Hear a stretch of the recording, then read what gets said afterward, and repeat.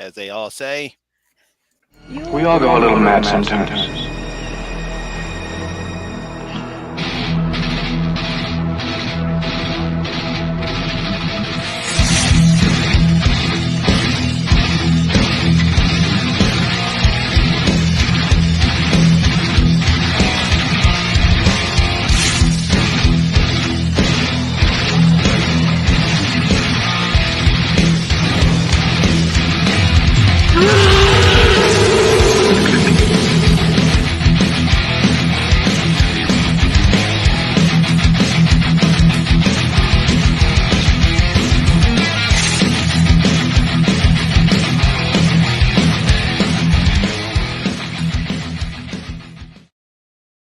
And hey, horror fans, once again, it is me, the Horror Mizamani G. It is time for the end of the year review here on the Horror Hangout stream. And of course, we have our usual gang here, but we do want to give our condolences to our good friend Triv of Trivia Theater. Fortunately, she had a death in the family, so we want to grant her condolences. Yes. Okay, yes. But of course, we have our leader who is in a Santa Claus mask. That is not a John Carver mask. So that is Sean Patrick Kirshen from the Horror Corner. And of course, we have Jen and Christian from Jen's Reviews from the Grave. I put the ho, ho, ho in Christmas. And I'm the baby. Are you supposed to be the New Year's Eve mother? Sure, let's go with that. Sure. And of course, we have our guest this week, my good friend from the Deadly Venoms. It is he, Strange Monkey. Hello, everybody. Wonderful to have you back. Okay. Welcome back. How you guys doing tonight? We're doing fine. We're doing fine. Of course, Tommy Lee is in the chat right here. He said, just got off a 24-hour shift. Okay, nice to have you in, Tommy. We are privileged to have Tommy Lee Jones himself. Now, before we begin the end of the year, we're going to talk about Christian's favorite horror franchise, Scream.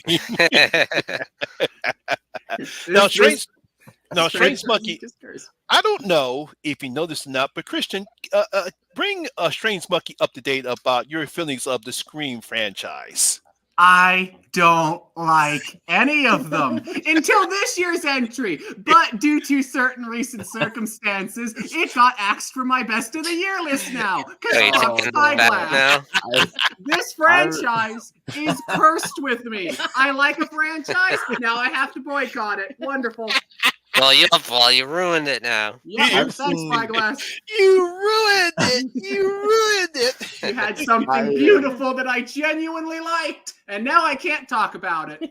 I am familiar with your feelings towards this franchise, especially the first one. So it'll be interesting discussing this.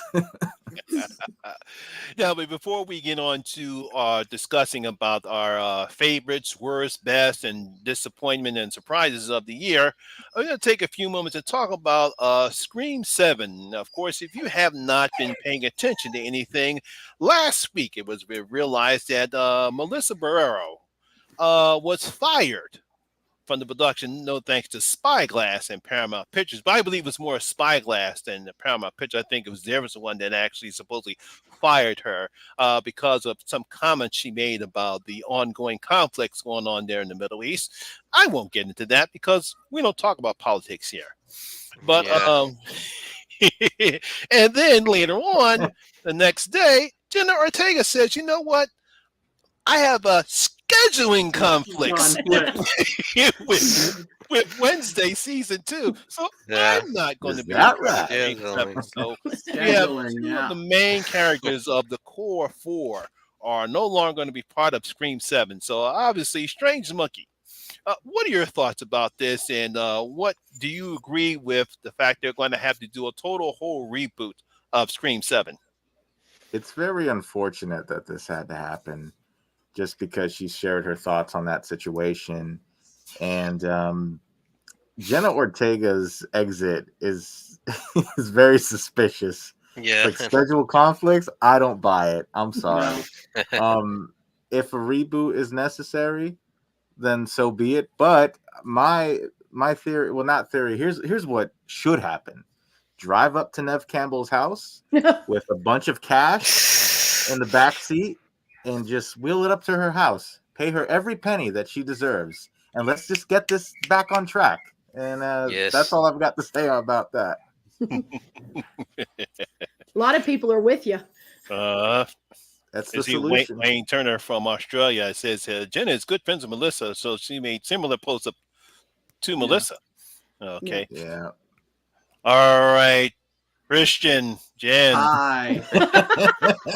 See, I think it's complete and utter bullshit, the situation that went on with Melissa getting fired and all that. I also don't believe that Jenna had scheduling. I don't buy that for a second. The timing is too convenient. I know we already knew she was going to have a smaller role, but they made a big deal of no, guys, she's still going to be in the movie. We're working around the scheduling. And now suddenly the day after they fire her close friend, I don't buy it. But for me, I kind of hold a little bit more of a cynical feel of it. I'm shocker, I know. I kind of am after this, their treatment of Nev Campbell over Scream 6. I'm kind of the mindset of I don't trust Spyglass and Paramount with the franchise anymore. I kind of feel and I know they won't, but I kind of am for them just selling the rights off to Kevin Williamson or another studio and washing their hands of the franchise and all the negativity that they've brought with it and their mishandling of it all. What about you? For me, see, this is interesting because this is one of the rare instances, especially with horror, that I can just sit back because I don't have a dog in this fight. I'm kind of just, the franchise has always been kind of there for me. I had issues with this latest movie because of the ending. It was all right, but the ending I didn't particularly care for. As for the situation itself, first, it just sucks that they fired her. I mean, it was kind of bullshit reasons to fire her. McCarthy era is what it's reminding me of. It kind of is to me too, to some degree. So I think it's bullshit there. For Ortega, I think I'm kind of I think she didn't really, there were rumors even before this happened that she didn't particularly want to return. And I'd heard that she even asked for a really high salary because she knew that Spyglass doesn't do that. They learned that from Nev Campbell. But I don't know. I find it interesting, but I don't really care, honestly. You don't care what they do with the franchise? I don't care what they do with the honestly, I don't. It sucks. I hate it for the fans because I know some people are really passionate about this franchise. If they bring back Nev Campbell, I'll be a little bit more interested. I'm old. See, the thing about Nev coming back that I would find so interesting. And Matthew Lillard, maybe. I know he's dead. They but... aren't. Oh, jeez. Just let it go. Thank you. Yes. As somebody who loves Matthew Lillard, shut up. I'm not the only one. I know. But the thing about bringing Nev back would just prove them to be massive hypocrites because Nev is also has spoken very pro-Palestine, very similarly to Melissa and Jenna. So they would just be being massive hypocrites. Oh my God, a movie. I know. I'm not saying that they wouldn't do it, but I just feel that it would just be so hypocritical and just show them for the fucking shitbag of a studio that they are. I get that. I get that. What about I you, also don't Sean? think Nev would have any interest in coming back to the franchise after how she was treated with money. Even then, I don't think she has any interest in coming back after the bullshit that happened with 6.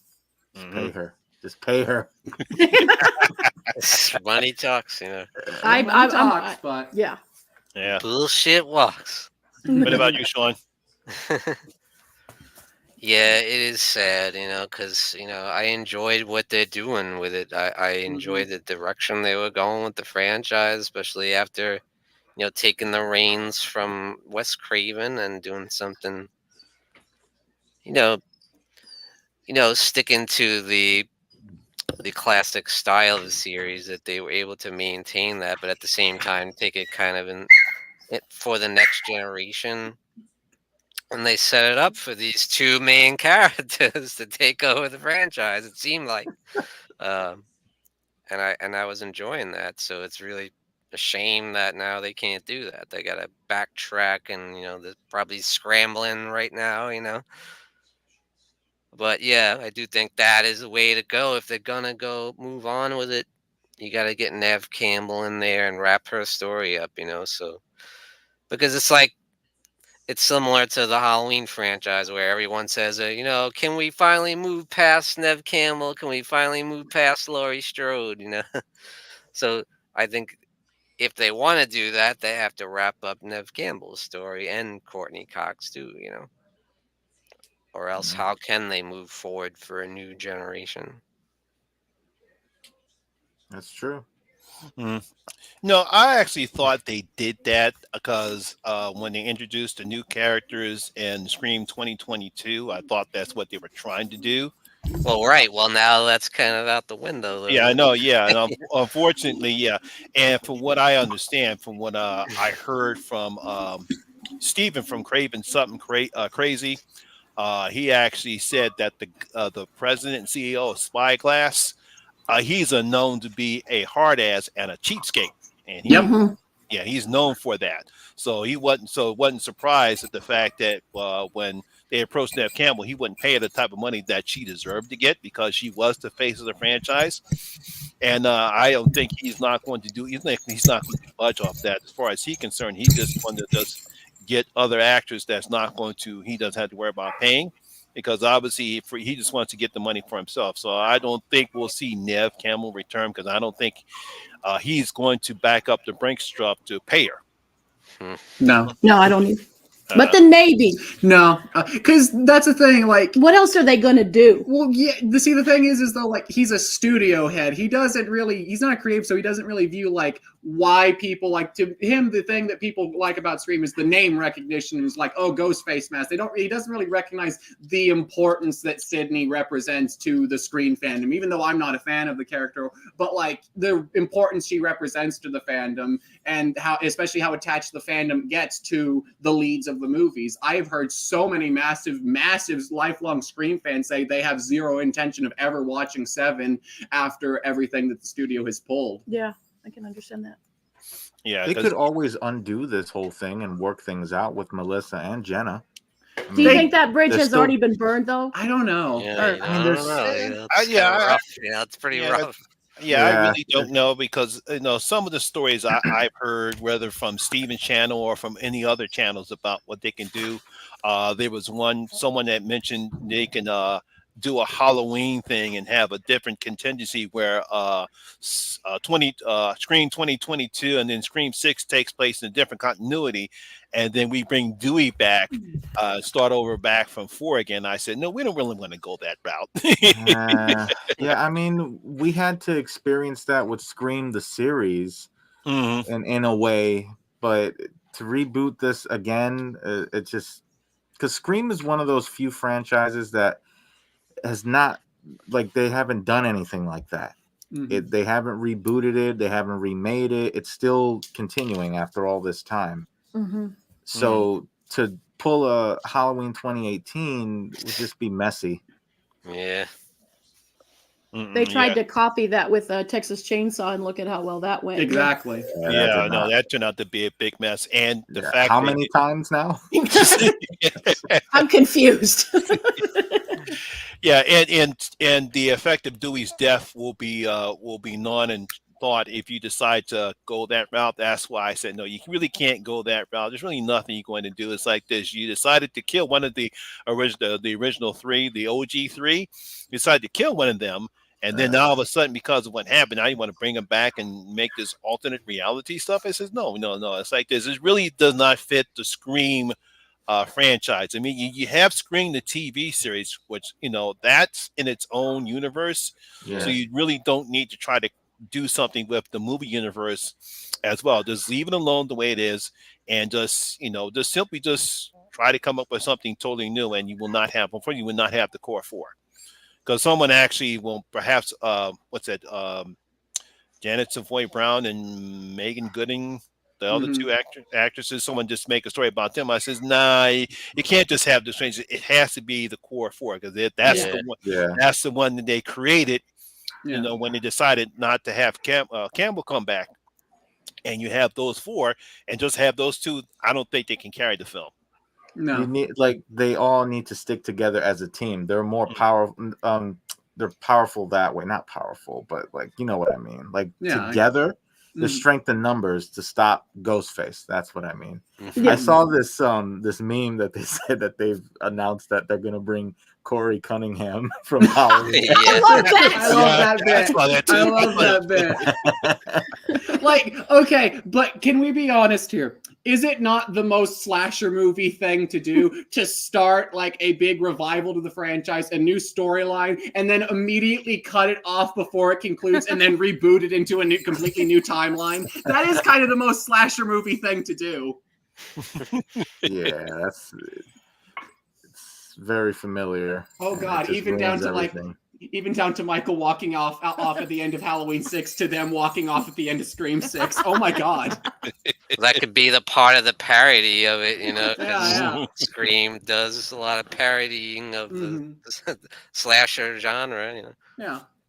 that could be with the joke. Oh, with rebooting it, just like all the other reboots of every Mm. slasher franchise. Okay, now let's get down to the nitty gritty. Everyone's been waiting for this. What are your first of all? Let's go. But what are your thoughts about the horror movies that came out this year? Strange Monkey. What do you thought about all the horror? Do you think this was a good year for horror for 2023? Before I start, are we doing this like as a list, or we're just talking about our favorites in general? Whatever. Well, yeah. If you're working on a list, that's up to you. I'm Yeah, pretty I mean, sure I you wrote can- a few things down, so I wasn't Yeah. really sure. But to answer your question, I think this was a pretty good year for horror. Mhm. We had a lot of big hits that came out this year. Some were disappointing, but we had things like Thanksgiving, Evil Dead Rise, Saw, Insidious, Scream 6, everybody's favorite. I would have been with you. I wouldn't have been. A week ago, I would have been with you. I did it on purpose. I'm sorry, but You're good. there was a lot of movies that were highly anticipated this year, and overall, I'd say it was definitely a good year for horror. All right, Jen Christian. What do you think about for horror for 2023? I think it was an interesting year. There are some years that are phenomenal. I think last year 2020 goes down as one of the best in horror history. It was Mhm. one that was really, really good. This one, but every year, that's the thing. Like there's some years have abundance, some years are a little bit more leaner, but there's always every year you can find some masterpieces and some gems, and you can find some dog shit. That's just the way it goes. This was an interesting. It's true. It is. No, you're right. You're right. But I do every agree. year. Every Good year, one, that's what it Patrick. every year it's like that. This year was very interesting, and there were some movies that blew me away. There was one movie that literally, as a person, changed my perspective on how I look at things. Like, it really made me understand something. A movie was that good, and there was a couple that came out of nowhere, and there was a couple that broke my heart that I was like, oh god damn, I thought you would be so much better. But overall, it was a good year in horror. But I believe it can always be a good year because there's always a few that you can look, and no one sees everything. It was an incredibly solid year. Yeah, solid's a good It one. was always Except you going. guys see everything. We wish. We wish. It was an incredibly solid year. While I feel like due to the heights that last year was, you were always going to be a step down with this year. There was no way it could have matched it, at least not likely. And this year started out kind of really rocky for the most part, and then around like August, September, it started really cranking out a lot of really excellent stuff this year, both in the theatrical scene as well as a lot of phenomenal stuff in the indie scene. Sorry about that. The beast is loose. Yeah.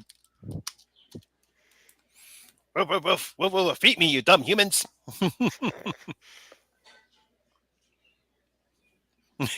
Man's best friend.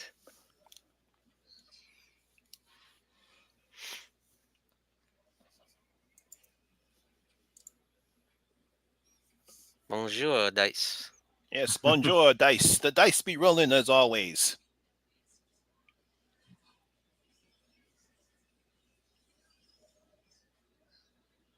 I thought somebody froze up for a second. No, we're good. We're good. Oh, okay. Sorry. Hectic day. I don't want to jinx myself. I've got my whiteboard ready just in case things go wrong on my end. Yeah, that's a Deadly Venom's joke. It's the joke that keeps on. It's the gift that keeps on giving. Yeah, I know. Yeah.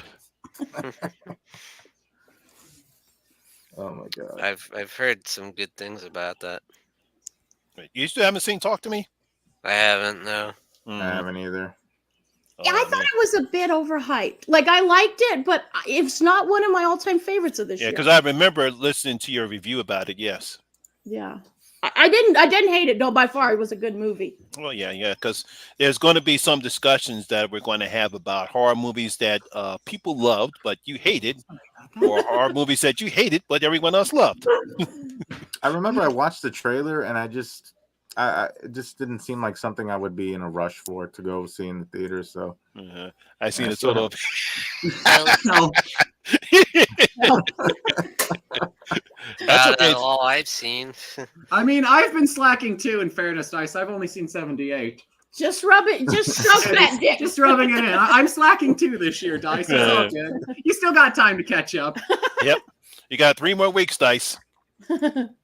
Oh Jesus. Okay. Sean, what do you thought about the horror movies this year? Yeah, I thought there were several that I really enjoyed, and I actually did go to the movies a few times, and I don't usually do that, you know. Usually I go maybe once or twice, but there were a few that I was into, you know. Obviously, Scream, I went to see that in the theater, Scream 6, and yes, I did enjoy that. And I did really enjoy Thanksgiving. I know how Jen and Christian feel about that one. I'm sure we'll get to that one. I'm sure we'll get to it. Yeah. Evil Dead Rise, I really enjoyed. I thought that was a solid entry in the franchise. You know, nice. No One Will Save You, which I did a review on. I really enjoyed that one. I checked that out on Hulu. That's the one really with the interesting aliens, right? kind of sci-fi horror. I know it's another one you guys don't care for. I liked it. Yeah, Spark liked it. Just getting real quiet. That's the one with the aliens, correct? Uh-huh. Okay. Yeah, no one will save it. Yes, that's right. Yeah. I'm sorry. Go ahead, Monty. Yeah, I thought this was a pretty interesting year for horror. It came out, like I said, came out with gangbusters, with Scream 6, and then Megan, and everything else, and kind of died down towards the spring and the summer, and then it picked back up. I think it really is going out for bang thanks with Thanksgiving, and we had a few surprises that came out this year. No one really suspected that. No one suspected how great Talk to Me was. I think that was the surprise of the year, because when I saw the trailer, I'm like, "What the world is this? Someone's holding an embalmed ham?" I didn't know what they were going with. So when I went and see it in the theater, so I was like, "Whoa, this is actually pretty good." So I think that was the surprise of the year. We'll talk about that later. Okay. So let's get started. Let's talk about what horror movie was the most movie you were disappointing in seeing. All right, go ahead, Christian, because I know you're dying. Okay. Man, I had a few I could have said here. But the one that fucking hurt me the most, I was rooting for this. I didn't have high hopes, but I was rooting for it. But damn it, Renfield, why you gotta let me down like that? Fucking Nicolas Cage's Dracula in a horror comedy with Nicholas Hoult playing Renfield. How can you mess that up? That could have been a really fun B-movie popcorn flick with a nice tongue-in-cheek feel to it. And my God, it was such a painful sit. It was one of the most unbearably boring comedies I've seen in quite a while. Nicolas Cage was the highlight and does almost make the movie worth it, but man, that thing just failed horribly for me. Was it the pairing of Nicholas Hoult and Awkwafina? See, the thing is, it's not Awkwafina necessarily. It's just the fact that we give so much focus to her character, and the fact that her character is the most uninteresting part of the movie. Like, we give her the focus instead of like giving Renfield or Dracula's relationship any bit of focus, and she's the least interesting. Her performance is fine, but yeah, she was not the strong suit of the movie. Let's say that. Yeah, I think that's the first time I ever seen her play the straight role. Yeah, I don't think that fits it, her it acting. And doesn't. not that she did a good job as far as the character wise is concerned, but that's kind of not what we're used to seeing from Aquafina. Hmm. Hmm. What about you, Jen? Well, this was one that I had heard a lot about before the new year started. I heard a lot of buzz about it. And this is a movie that proves there's a couple performances in this movie that are fucking Oh. brilliant that I was like clapping my hand on. And maybe I did something kind of stupid. I read the book that went to this movie before I watched the movie. And because I read the book, the movie really, really let me down. And that would be Knock at the Cabin. Now, I know that might be controversial. And I'm not even saying it's like the worst movie of the year, but if you've read the book, the movie gets a different slanted of what the book's trying to get across. I think Dave Bautista does an amazing job. I think the two guys that play the fathers really give the little girl does. But I was so bored watching this movie. The stakes were not high. I was talking to you that Christian was gone, but I would talk to him on the phone, and I was like, oh my God, Christian, this movie will not end. And you knew it. You knew every point this movie was going to make. And then I think they really missed the boat with the book. Like the book is kind of has a very much more darker ending, and the movie goes for a more hopeful tone, and that's fine. Some people might really dig that, but I think you're kind of missing a big point of the book. The issue that I had with it is more so just the book and the movie have completely opposite messages. That's what I was trying to say. Yeah, you said it better. They have completely opposit message of each other. Like the ending of the book is very questioning the type snooze at the cabin. Yes, thank you. I felt bad. Yeah, like the book has a lot more of a cynical and critical eye to like the whole like sacrifice Lamb of God idea that the movie does, as opposed to the movie, which is like, oh yeah, this is totally a totally cool and happy thing. I'm totally fine with like sacrificing someone I love for the world, because that's what a totally just and moral God does. Because Shyamalan has a weird religious angle he always shoves into every movie. Kind of, yeah. But the performances were great, and it's not the worst movie by far. I don't even know if it's going to go on my bad list, but I was really disappointed. It was one like, oh man, I thought you were going to be so good. All right, Strange Monkey. What movie in 2023 you were disappointing in? Okay, it's got to be a tie between Kids versus Aliens and Infinity Pool, I want to say. Okay. I'll be talking about Infinity Pool. Let me start with Infinity Pool. It was just too weird for me. I expected it to be like the biggest movie of the year, and as it kept going, I'm like, what the hell is going on here? Interesting, but I will not say that it's the worst. It's just a little disappointing for me. Mm-hmm. I expected more, but maybe my opinion will change in the future. I think it's because Mia Goth was in it, and she's doing very well for herself in the horror genre. Mm-hmm. Yeah. And I don't know, maybe my opinion will change. But Kids versus Aliens, what it really comes down to is just forgettable. They keep taking the Stranger Things formula, and they keep applying it to all of these movies that you see, and they could have done so many better things with it. And I'm watching this, and I'm like, it's just Stranger Things, but with aliens. That's all that it is. Yeah, because they actually did that with Vampires versus the Bronx. Mm-hmm. That's kind of a Stranger Things take to it, which I thought it was okay. I thought it was okay. Wasn't bad. What was the other? Summer of '84 was another one that they just did the same thing. Yeah, I know. That was actually pretty good, though. I love that. Yeah, one. The difference between Kids versus Aliens and Vampires versus the Bronx and Summer of '84 is I don't hate the cast of those two movies, unlike Kids versus Aliens. I hated that movie's cast so much.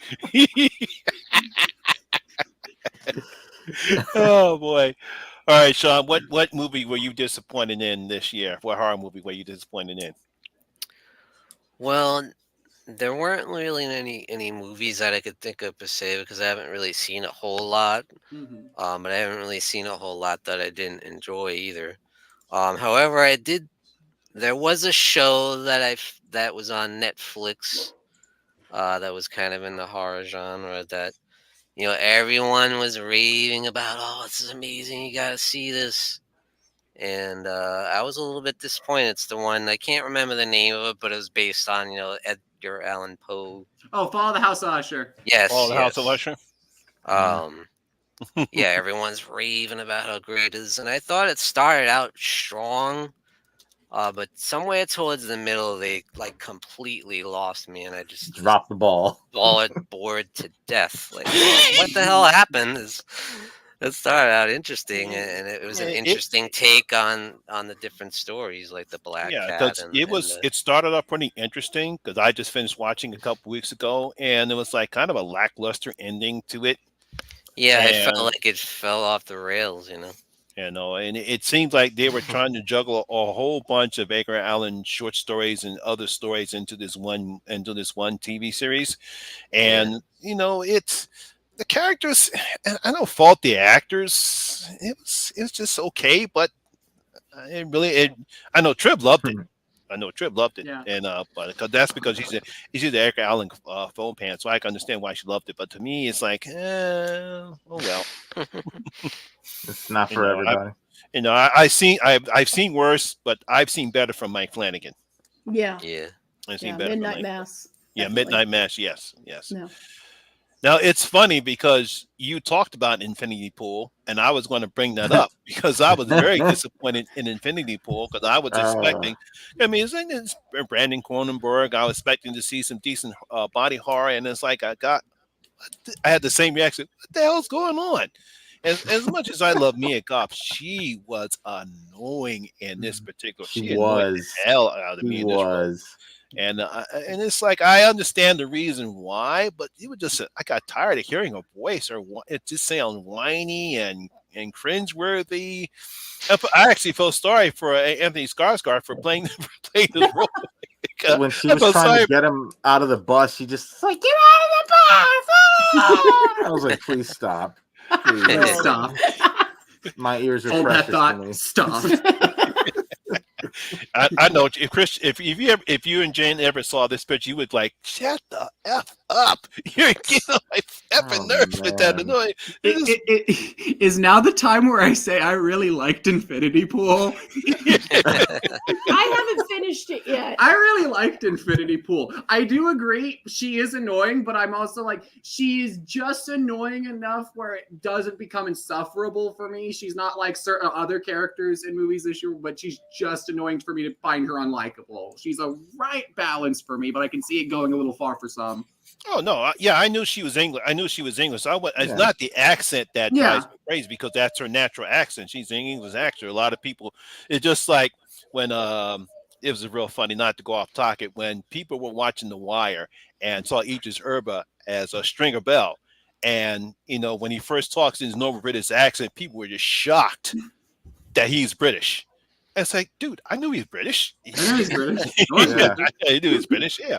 So I give him credit. So I have no problem with her, with her accent because that's her natural voice. It's just that she was just whiny. The character was just whiny. Yeah. Yeah, pretty much. Yeah. Okay, Sean, what horror picture did you really liked, but everyone else hated? No. Ooh. Hmm.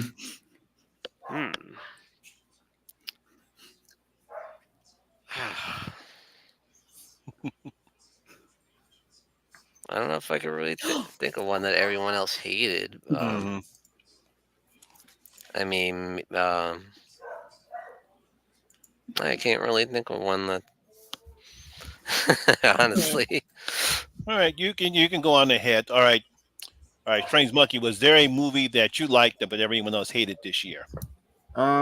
Okay, so if we're not talking about biggest surprise and we're going in this direction, I'm literally looking at another list. It's like every year in my journal, I write down every single movie that I watch in the specific year. And I'm trying to go through all these movies and I'm like, I guess I'd have to say, because I know this movie, it was very 50-50 because it was different, but I'm going to have to go with Skinamarink. Interesting. I remember I saw the trailer at 4 a.m. Not the best time to see that. I had no idea. Or the best. No. Yes. And it was probably, you're right. It was probably the best time to watch that because I was just like, what is going on? And all you hear is that guy going, in this house. In this house. And I'm like, what is this? I need to see this. And I saw the date when it was coming out, and I was there in the theater. I was like, what is happening? It was very different, and that's what was intriguing to me. It's not for everybody. No. It's not. It's not. No. It's not for everyone. You have It isn't. a simple plot that was given to you, and then you just go from there. And I'm like, oh my God, there's just so much. There's a sense of hopelessness, and all it is just different angles throughout the movie. But you're sort of following what's going on. You kind of get lost along the way, but then it picks back up after a while. You just have to pay close attention. This is a movie that requires your undivided attention. Shut your phones off and just watch and see what happens. Yeah, that's my choice. All right. Jen, Kristen, what movie did you like? Go ahead. You go. Tin and Tina was this year, right? Yes, Tin and Tina was this year. Okay, this is one nobody saw, but the few people that did, Sparky hated it, and the few people that saw it in our comments were with Christian. It's a religious movie, and it's about this couple, and they can't have children, so they conveniently go to an orphanage that's next door. It's in Mexico, by the way, and she adopts these 2 albino children, and maybe that's a problem right off the bat. If you're a horror movie person, this doesn't seem good, and the kids are super religious, and I thought there was a lot of symbolism, a lot of subtext, a lot of narrative. I was riveted by this story. Some asshole sitting next to me fucking hated it. Yes, I did. I can confirm.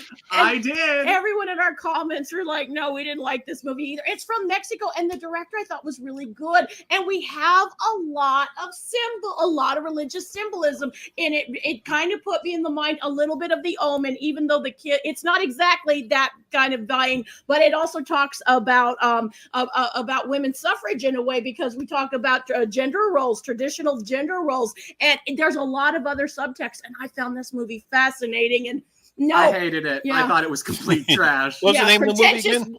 Tin and Tina. It's from Mexico. Okay, yeah.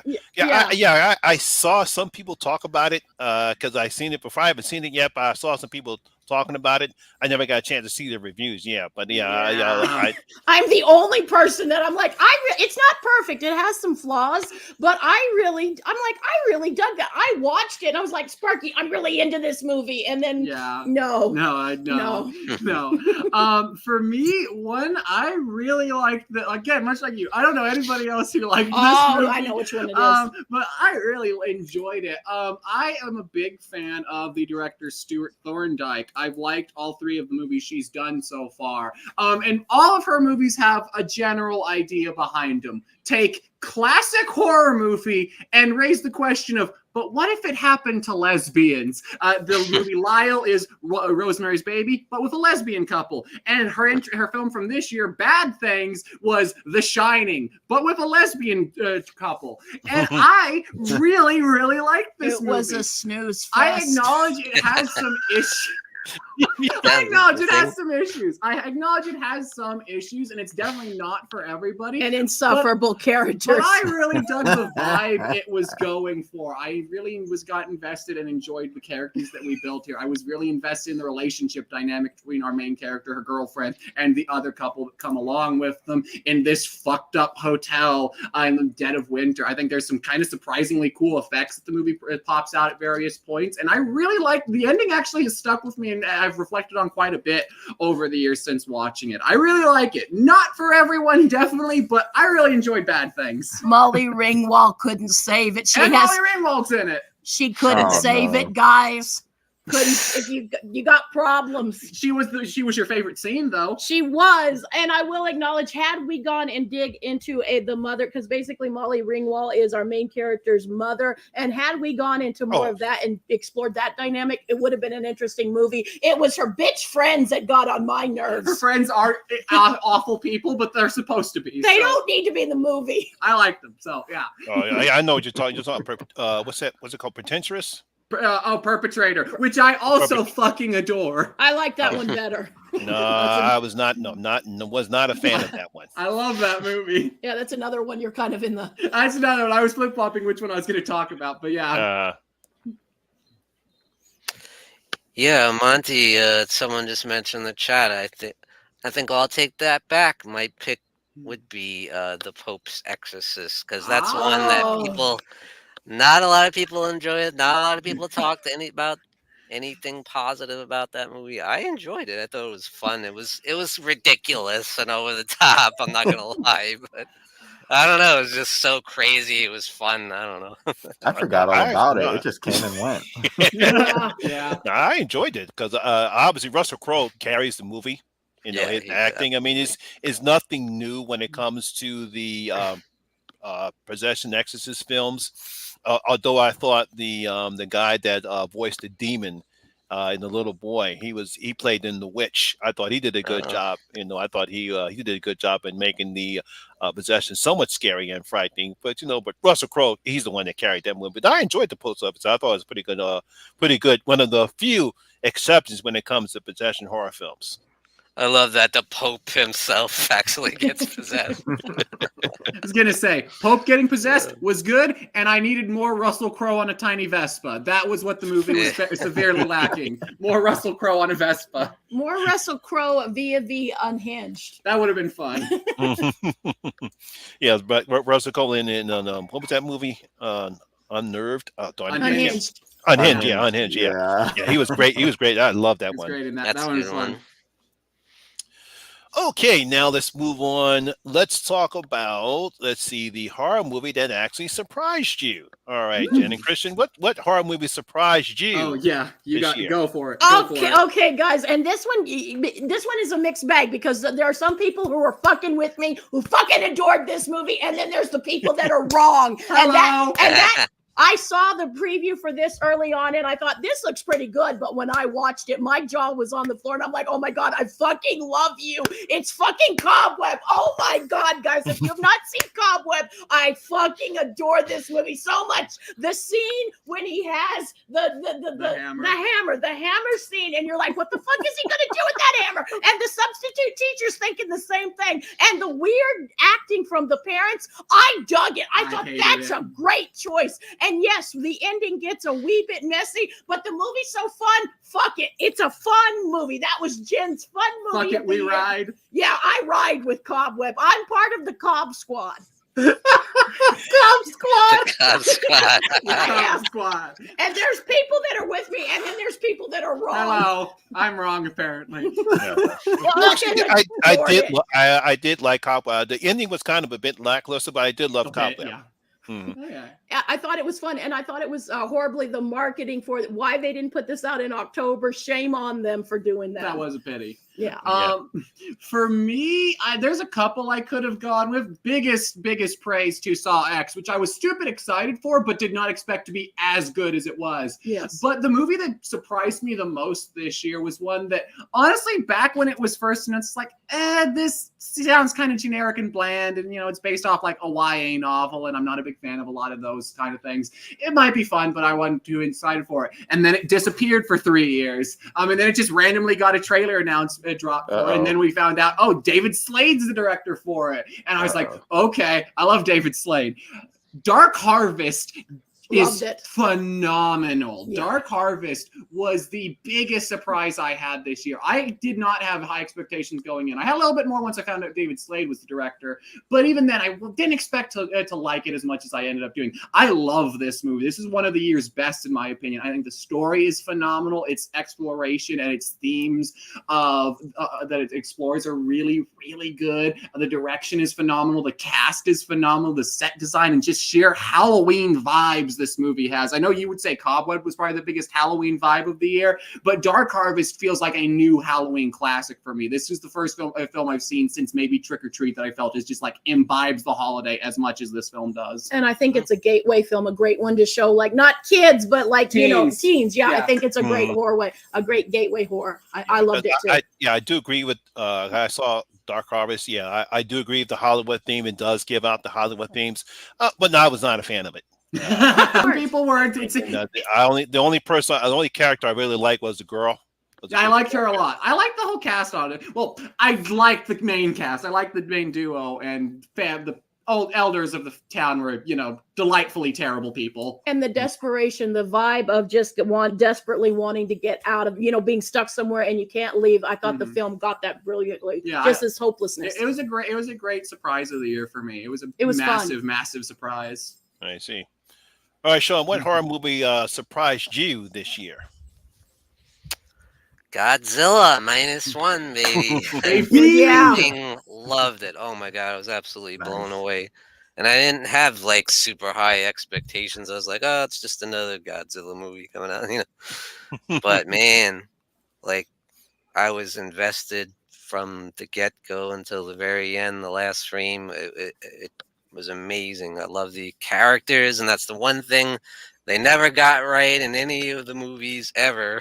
Like I was invested in the characters. It told a great story. The acting was great. It was emotional, and expect to be emotional for a Godzilla movie. Yeah, I know, because that's why I heard a lot for the first time they actually concentrated on the human characters. Even though most people want to see Godzilla tear shit up, but the fact that they had concentrated on the human characters. But obviously, for me, the surprise hit of the year for me was Talk to Me, because I was not expecting much at all from the film at all. I knew it was made by two Aussie YouTubers, but you got to give them credit. They actually, it was filmed in Australia. They cast all Australians in the film, and they blew me away. I was very surprised at how well the film was made. So you got to give those two Australian brothers. I think they're brothers or just good friends. I believe they're brothers. Yes. Yeah, I think they are. Yeah, they really did. They did the homework for the amount of money that they spent. They really did a good job. I love the images of the spirits that they talked to. That some of them were quite frightening. The main actress in the film, she did a good job in her role. And like I said, it was very surprise hit of the summer me, because like I said, I was not expecting much out of it at all. But when I saw the trailer, I said, okay, all right, so there's going to be another possession film, but it didn't play out that way. No, it did not. It was really good. It was good. I'm not going to say really good, because honestly, I was a little disappointed. I thought maybe I went in with too high expectations. I really liked it. One of the best. Good night, Wayne. Night, Wayne. Yeah, thanks for stopping by. All right, now it's time to twist it up. It's time to talk about the movies that everyone else loved, but you hated. Or didn't like Christian. That was pretty good idea. Okay, Christian, go ahead. I mean, where could I start? Start with the one that you're the only person, and he doesn't. They don't hate it. Okay, yeah, I'll just say that again. I want to preface: my pick is not a movie I think is bad at all. I see why people like it.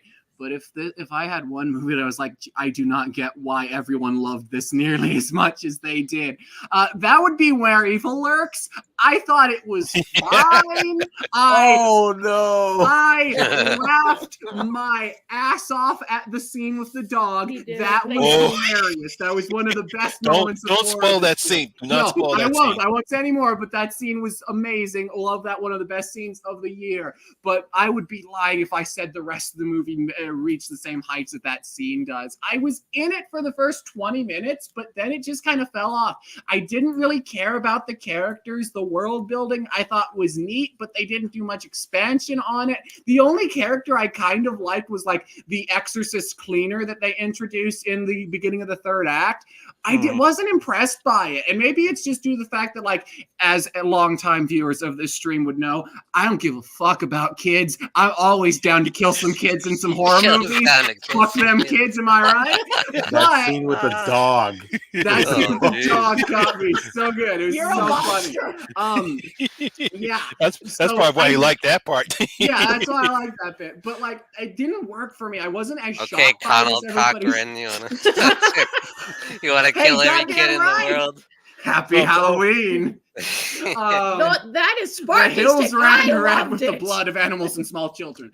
No, it's a good film. I see why so many people like it, but for me, it just did not land for me nearly as well as it seems to land with everybody else who seems to widely agree it's one of, if not the best films of the year. It just kind of dead middle for me. It's just kind of a mediocre flick for me for the most part. Some highs, but didn't land for me the way it seems to for everybody else in the world. Mm-hmm. All right, Jen. Even though I have an idea what you're going to say. Okay, so I have two, and they're both controversial picks because what else is new? Us being controversial? What? So the first one, and longtime viewers of this stream or my channel already know, like I was gonna put it in my pocket, but you guys already know I didn't like that little bitch Megan. I'm sorry, I fucking hated that fucking movie, and I know I'm in the minority. We were sitting in the theater, people were laughing and having a good time. Sparky was laughing and had a good time. Meanwhile, Jen was just sitting there like this, and I just kept looking at my watch, thinking, "Please, Ken, please, for the love of God, you're not fucking Chucky. You need Brad. You need people that know what they're fucking doing. You need Dawn, but they didn't know what they're doing. She was an obnoxious little twat. It gave me such fucking reboot vibes from the Child's Play reboot. Yeah, oh god, and I hated that movie. So fuck Megan. I know it's gonna piss everyone off. Cool, y'all liked it, but I fucking hated that little bitch. I just wanted to yeet her. I just wanted to yeet her into the fire. Yeah. I hated her. Can I just say for a moment, Jen, your rants bring me so much joy. Oh yeah. Thank you. That makes me feel good. I needed that today. Thank you. All we need is a Jen rant for Christmas to really get us in the spirit. I knew she's gonna rant on that. I'm sorry, guys. But honey, she got the sickest dance moves of the year. I hate that. I hate that. Hell yeah. Ronnie Cho. Yeah, Ronnie Cho's the one thing I like about that movie. The other one, guys, and I'm sorry because I think everyone else really likes it. I know you did. No one will save you. I'm You didn't sorry. like it? I'm sorry. No, I'm not sorry. I'll be honest and authentic to myself. I don't give a shit about aliens. It's a cool idea. I like that it's pretty much a non-verbal movie. I really thought that was a smart idea. But the one thing, I'll tell you guys, there was only one thing I gave a shit about, and that was what happened between her and her best friend. What caused this big feud between the two of them?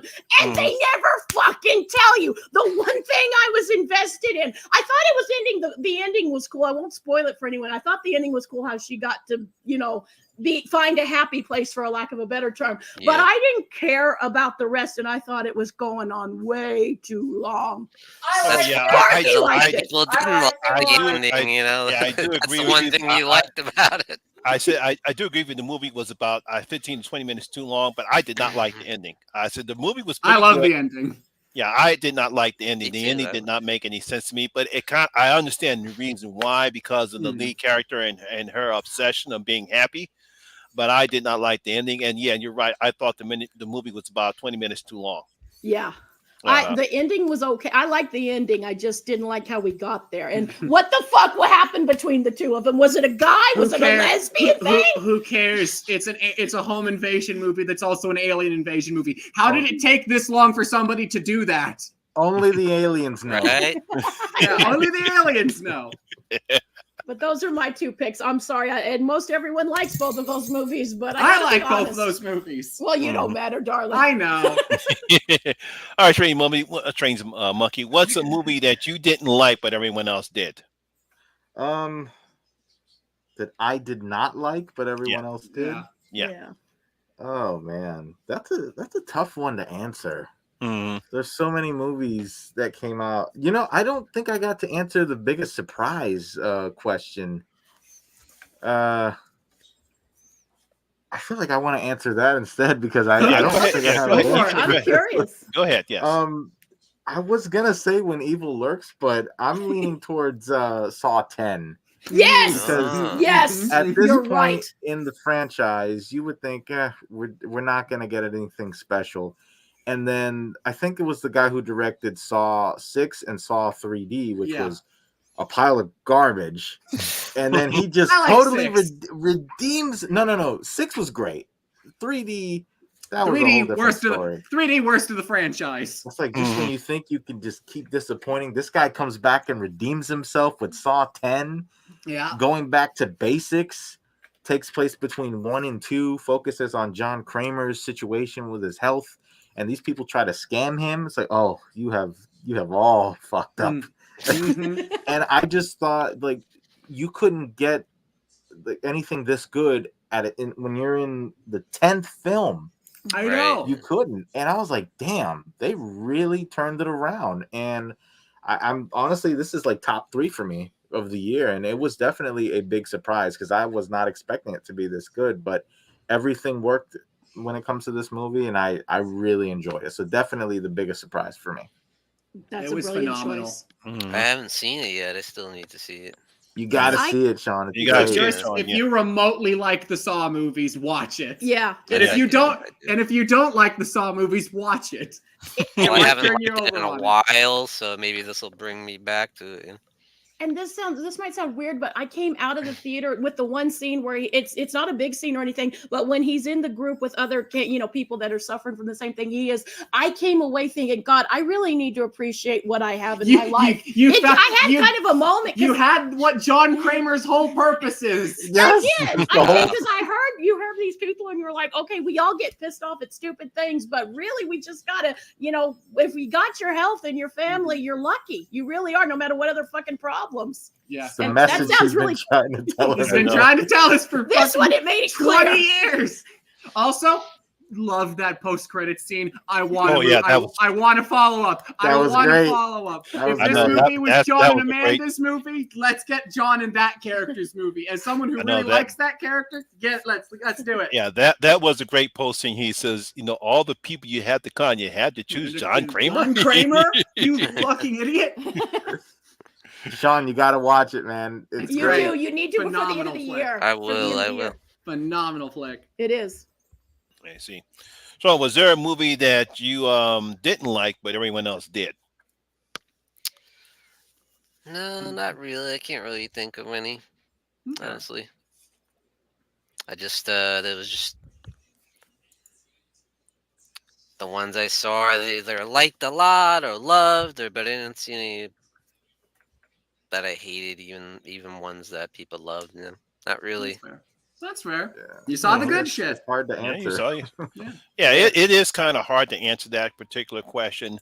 As far as I'm concerned, yeah, it's kind of hard for me to choose a movie that I didn't like when everyone else did. Maybe Five Nights at Freddy's comes to that in mind.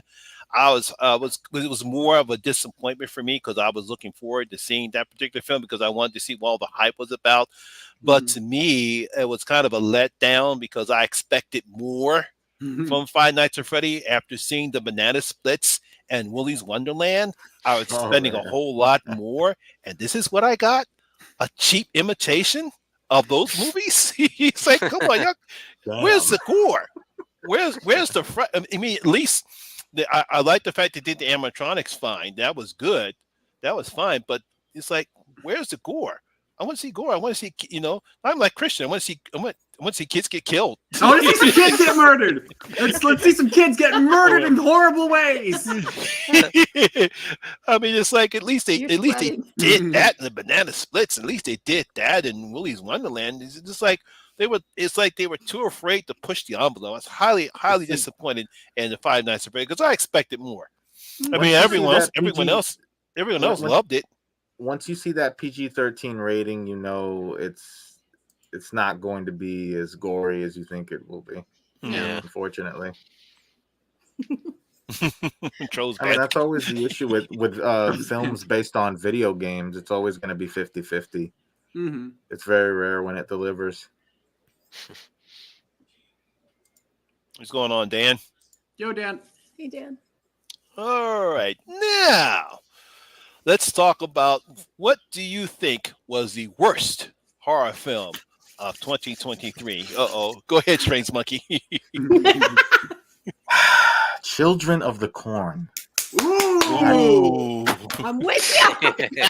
We got a notepad drop, bitches. Absolute trash. I wrote this on my little list here. I said, "Oh, Children of the Corn. That's got to be the worst of the year." I wasn't sure if this came out this year, and then it says 2020, but I heard that it was shelved, and now I understand why. Yeah. Now I understand why. Yeah, because it was made in 2020. It got shelved, and it didn't get released until this year. Yeah. Well, it should have stayed shelved. I'll say that. Was that a I had remake or? I don't know. I don't know what I they don't I don't know even what they know. were trying to do. It was just there was no focus. There wasn't a clear vision there. You got this crazy little girl with the wig, and then you got that demon in the woods, and you got the parents that are just clueless. I'm like, guys, where are we going with all of this? Here's a He terrible walks behind the rose. here's the terrible He's a part of this. tree. We finally get to see Yes. who's behind the rose, and it's simply just a bad CGI of Groot. That's when I knew it was bad. I'm like, that's it? After all this That's what time? we've been waiting for. I was like, it's over. Throw the whole movie away. I mean, and what makes it so sad is that the actress that plays the girl, I actually did enjoy her She's performance. good. She was but great. Yeah. she's awesome. about the only good thing the whole film. It's like, but Yeah. oh god, It's my- like, and the ending was just so ridiculous. I was like, I'm done. Yeah. I said, and I remember going on Facebook. I said, "Are you having a bad day? It could be worse. Could be watching Children of the Corn." Let me ask you this: who was asking for another Children of the Corn? Nobody. movie? Sean, Speaking nobody. as two very stupid people who have watched and reviewed every entry of this franchise, no, I blame- nobody was. I was. Jen, I blame this all on you. This is your We fault. didn't ask for this. I sort of did. I mean, I could understand doing Winnie the Pooh, Bambi, Three Blind Mice, Goldilocks and the Three Bears. You know, I could understand people wanting to do horror movies about that, even doing a horror version of Banana Splits. But why make another? You don't even make a good one of that too.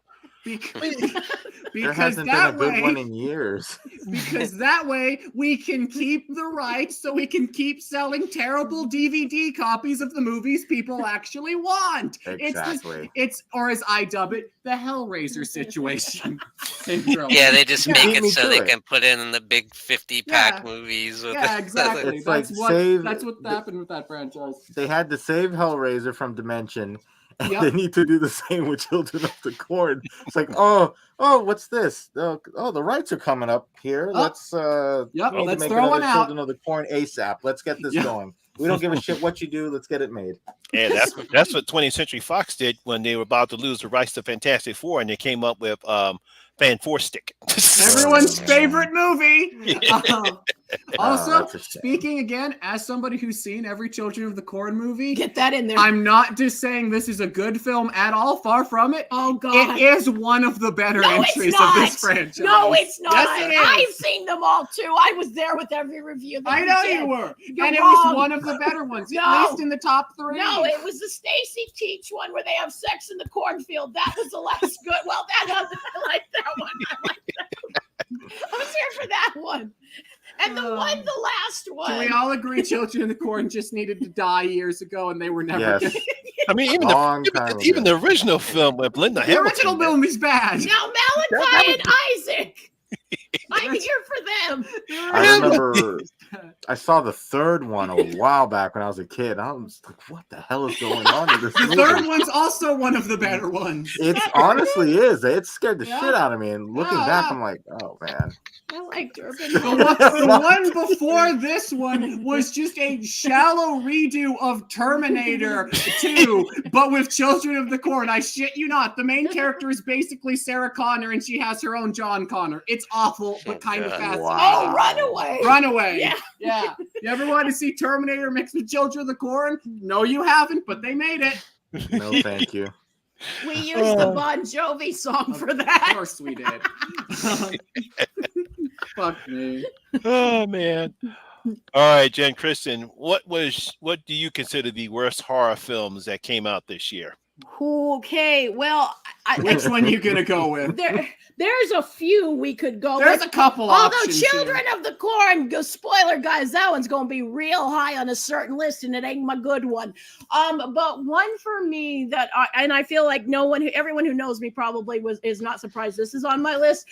The fucking Pet Cemetery one, real. Bloodlines. Like I know I'm an idiot man. for even forgot having. I about had that. hope. Yeah.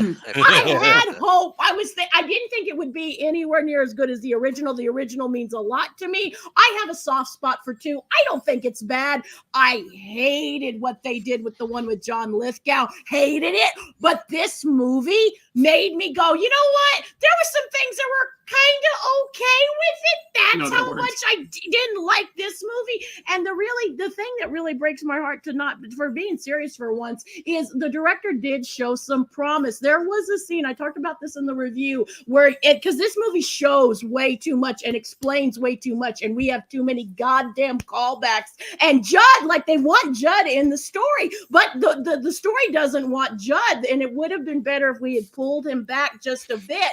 But there was a really cool scene where Judd's mother had like scars on the back of her legs. And, if you're like a big nerd like I am, I'm like, that's probably where Spot hurt her, where we get that one in the book. And it was just a shot, but it was very subdued. And it told a lot if you were paying attention. I thought that was really great.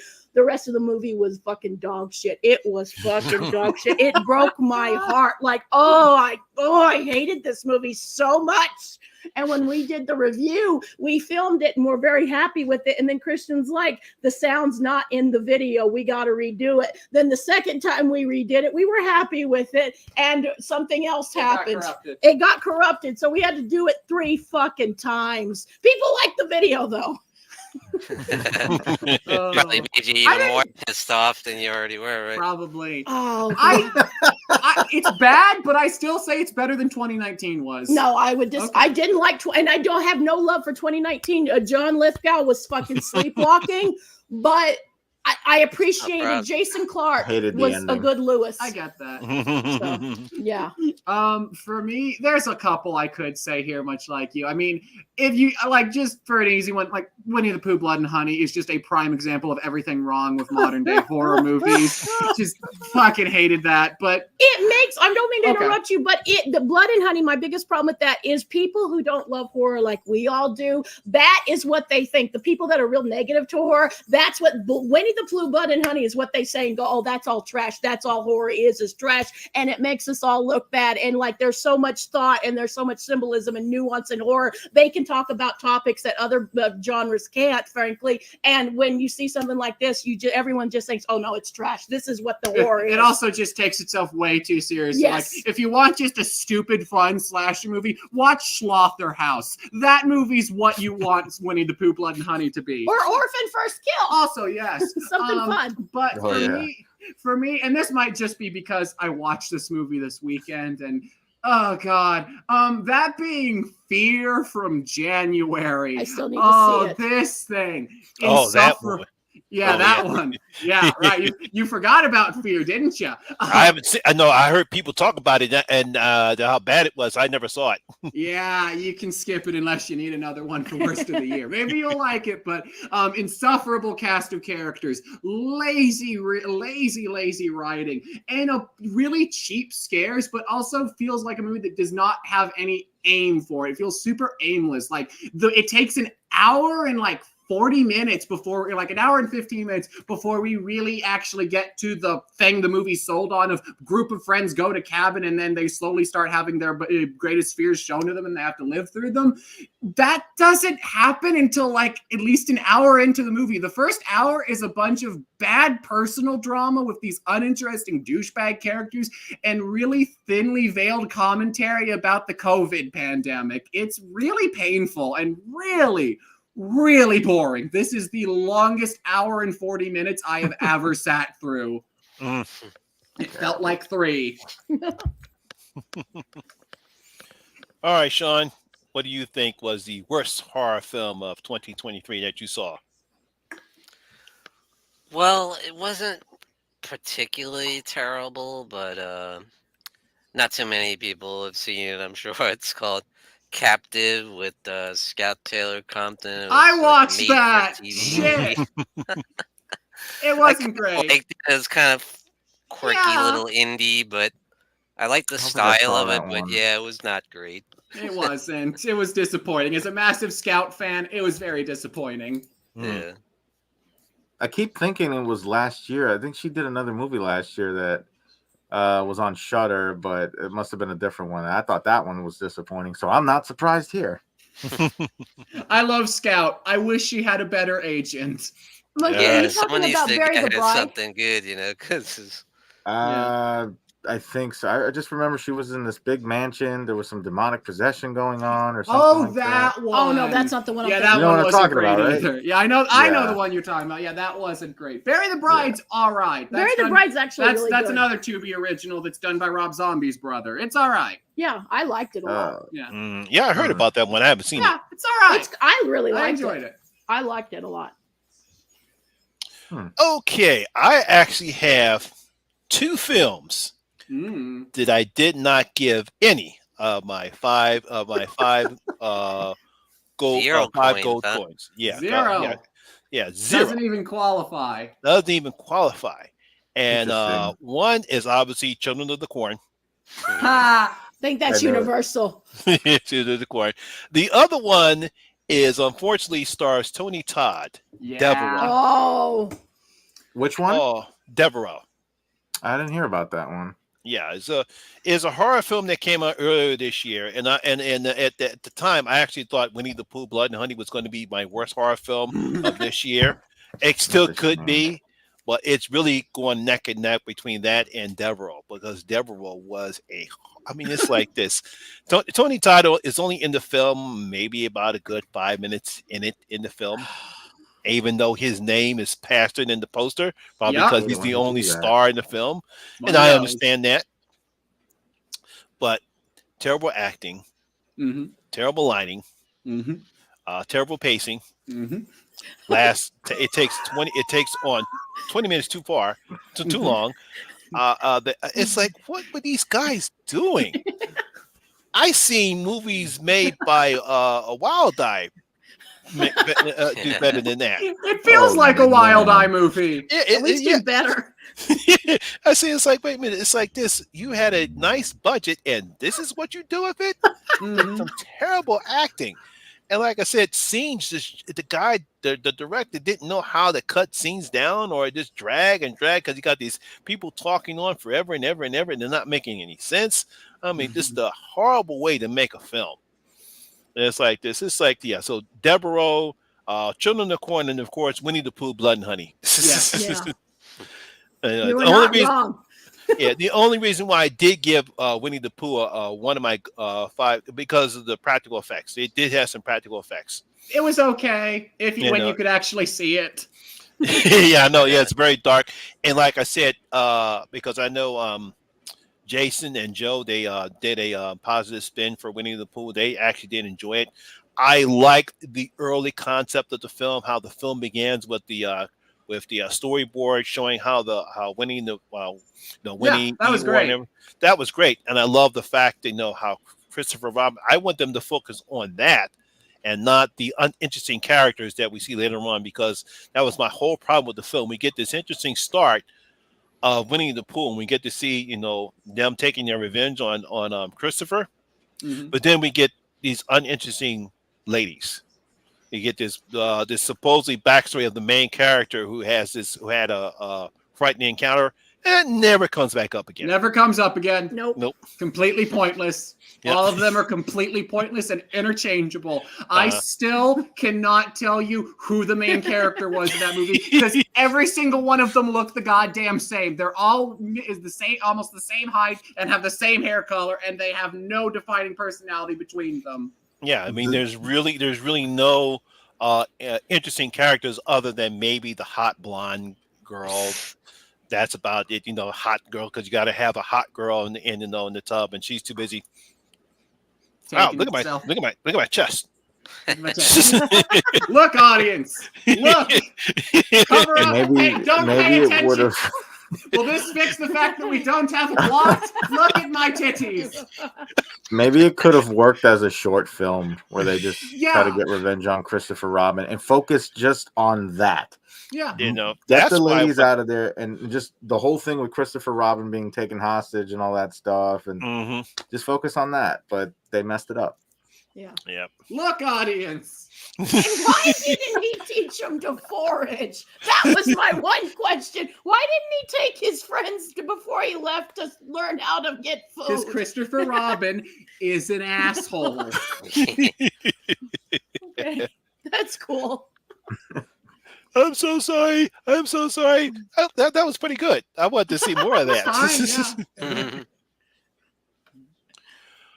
Okay, now obviously we're going to talk about the best horror films that are coming up. But before we do that, I just want to see, what do you think that was very, very good, but not the best horror film that you saw this year? All right, go ahead, Strange Monkey.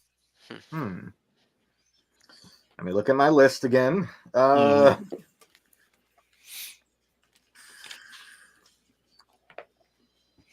gonna say there is a movie Go for it. not a lot of people talked about too often. I thought it was good, but it could have been so much better. I don't know if you guys have heard of the film called The Jester. I heard about it. I haven't seen it yet. I haven't seen it yet. I actually went to see that film too. This is based on 3 short films on YouTube. It's this guy that's dressed up in an orange suit.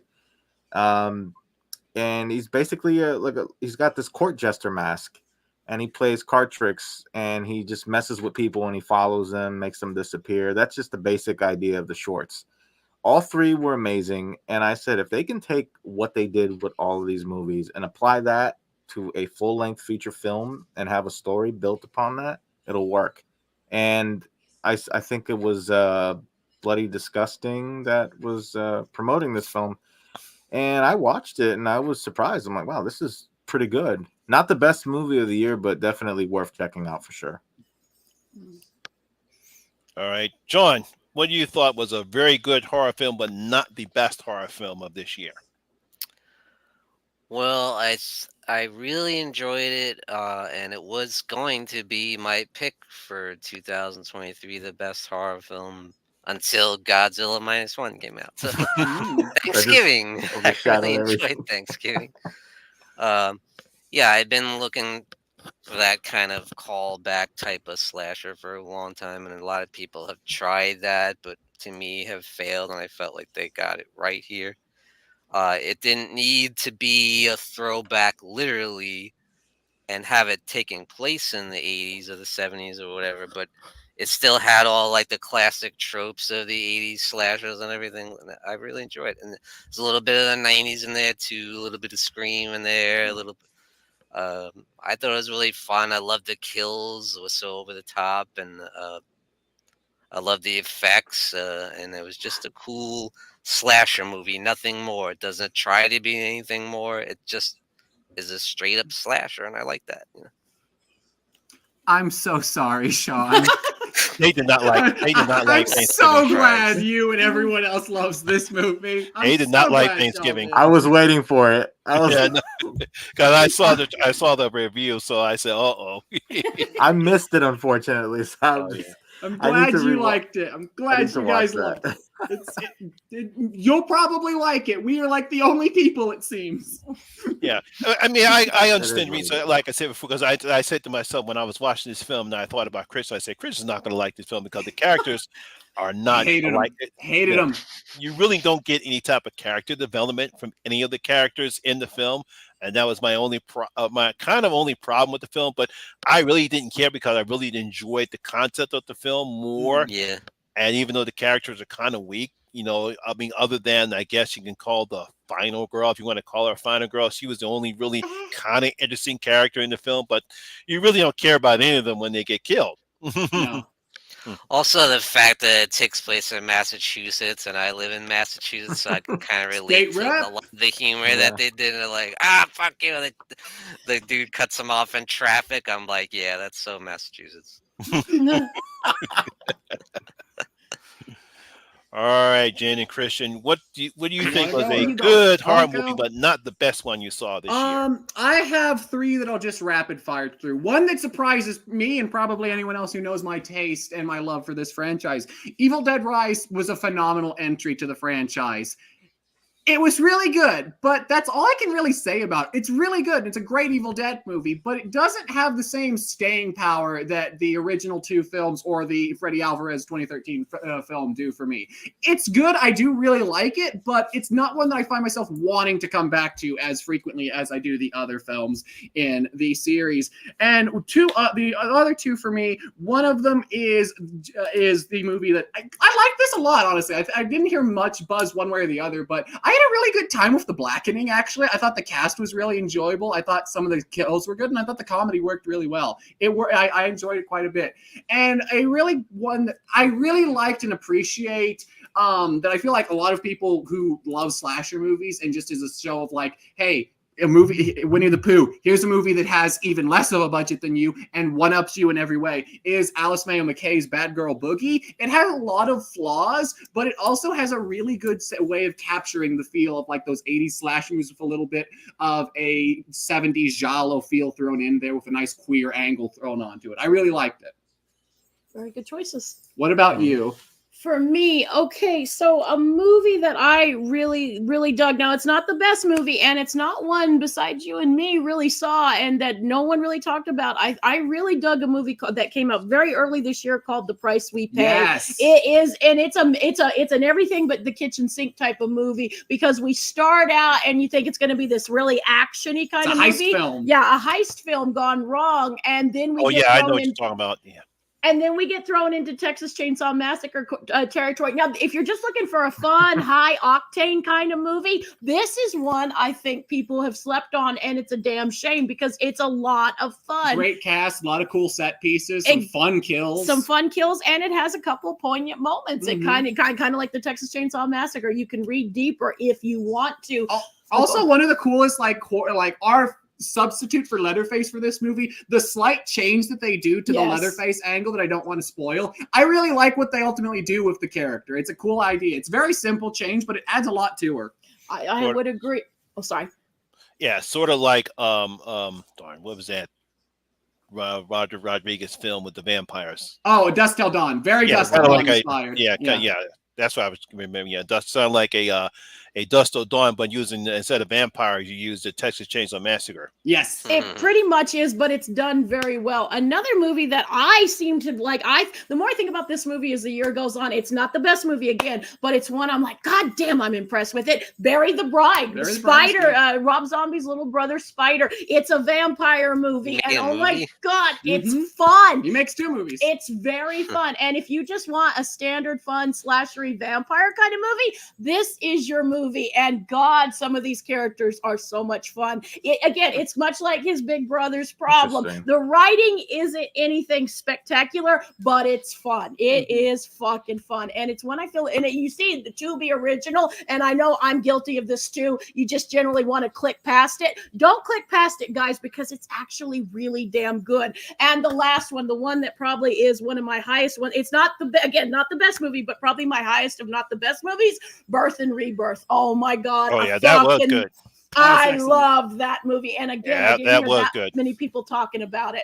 And we're taking a very familiar story and we're breathing new life into it, very much literally. Much like the characters in the movie. Much like the characters in the movie. Because I actually like that better than the Angry Black Girl and her monster. I did too. I do too, even though I really liked Angry Black Girl. I love this. And if you're a parent, it's going to hit you in the feels because this is a movie that like you just can put yourself in certain characters. And I like how the 2 characters kind of, change their positions and stuff. They learn. Yeah, I know, yes. So those are fantastic movies. That's what I liked about the movies, because when the mother character all of a sudden changes her perspective about what the scientist character was doing, so I really like that aspect of the movie. And both the actresses did a good job in that film. Yes.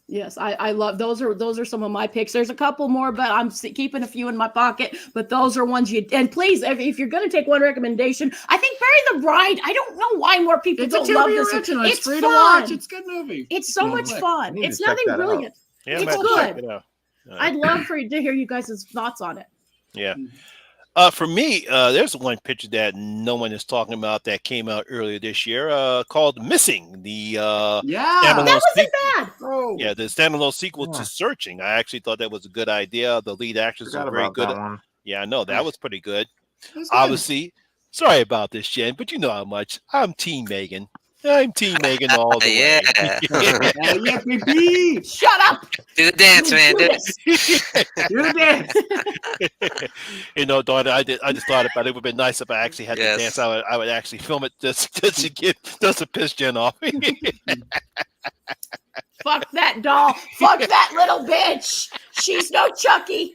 She's no Chucky. I She like will it. never be Chucky. She can try. Fucking little bitch. I'm ready for Megan versus Chucky. Make it happen. I'm ready. Oh, Bring yes. it on. Fine. I'm ready Definitely. for it. Sean, we were buddies. We've always been buddies, damn it. And another surprise, The Nun 2. Really liked that film. I thought it Still was. need to see it.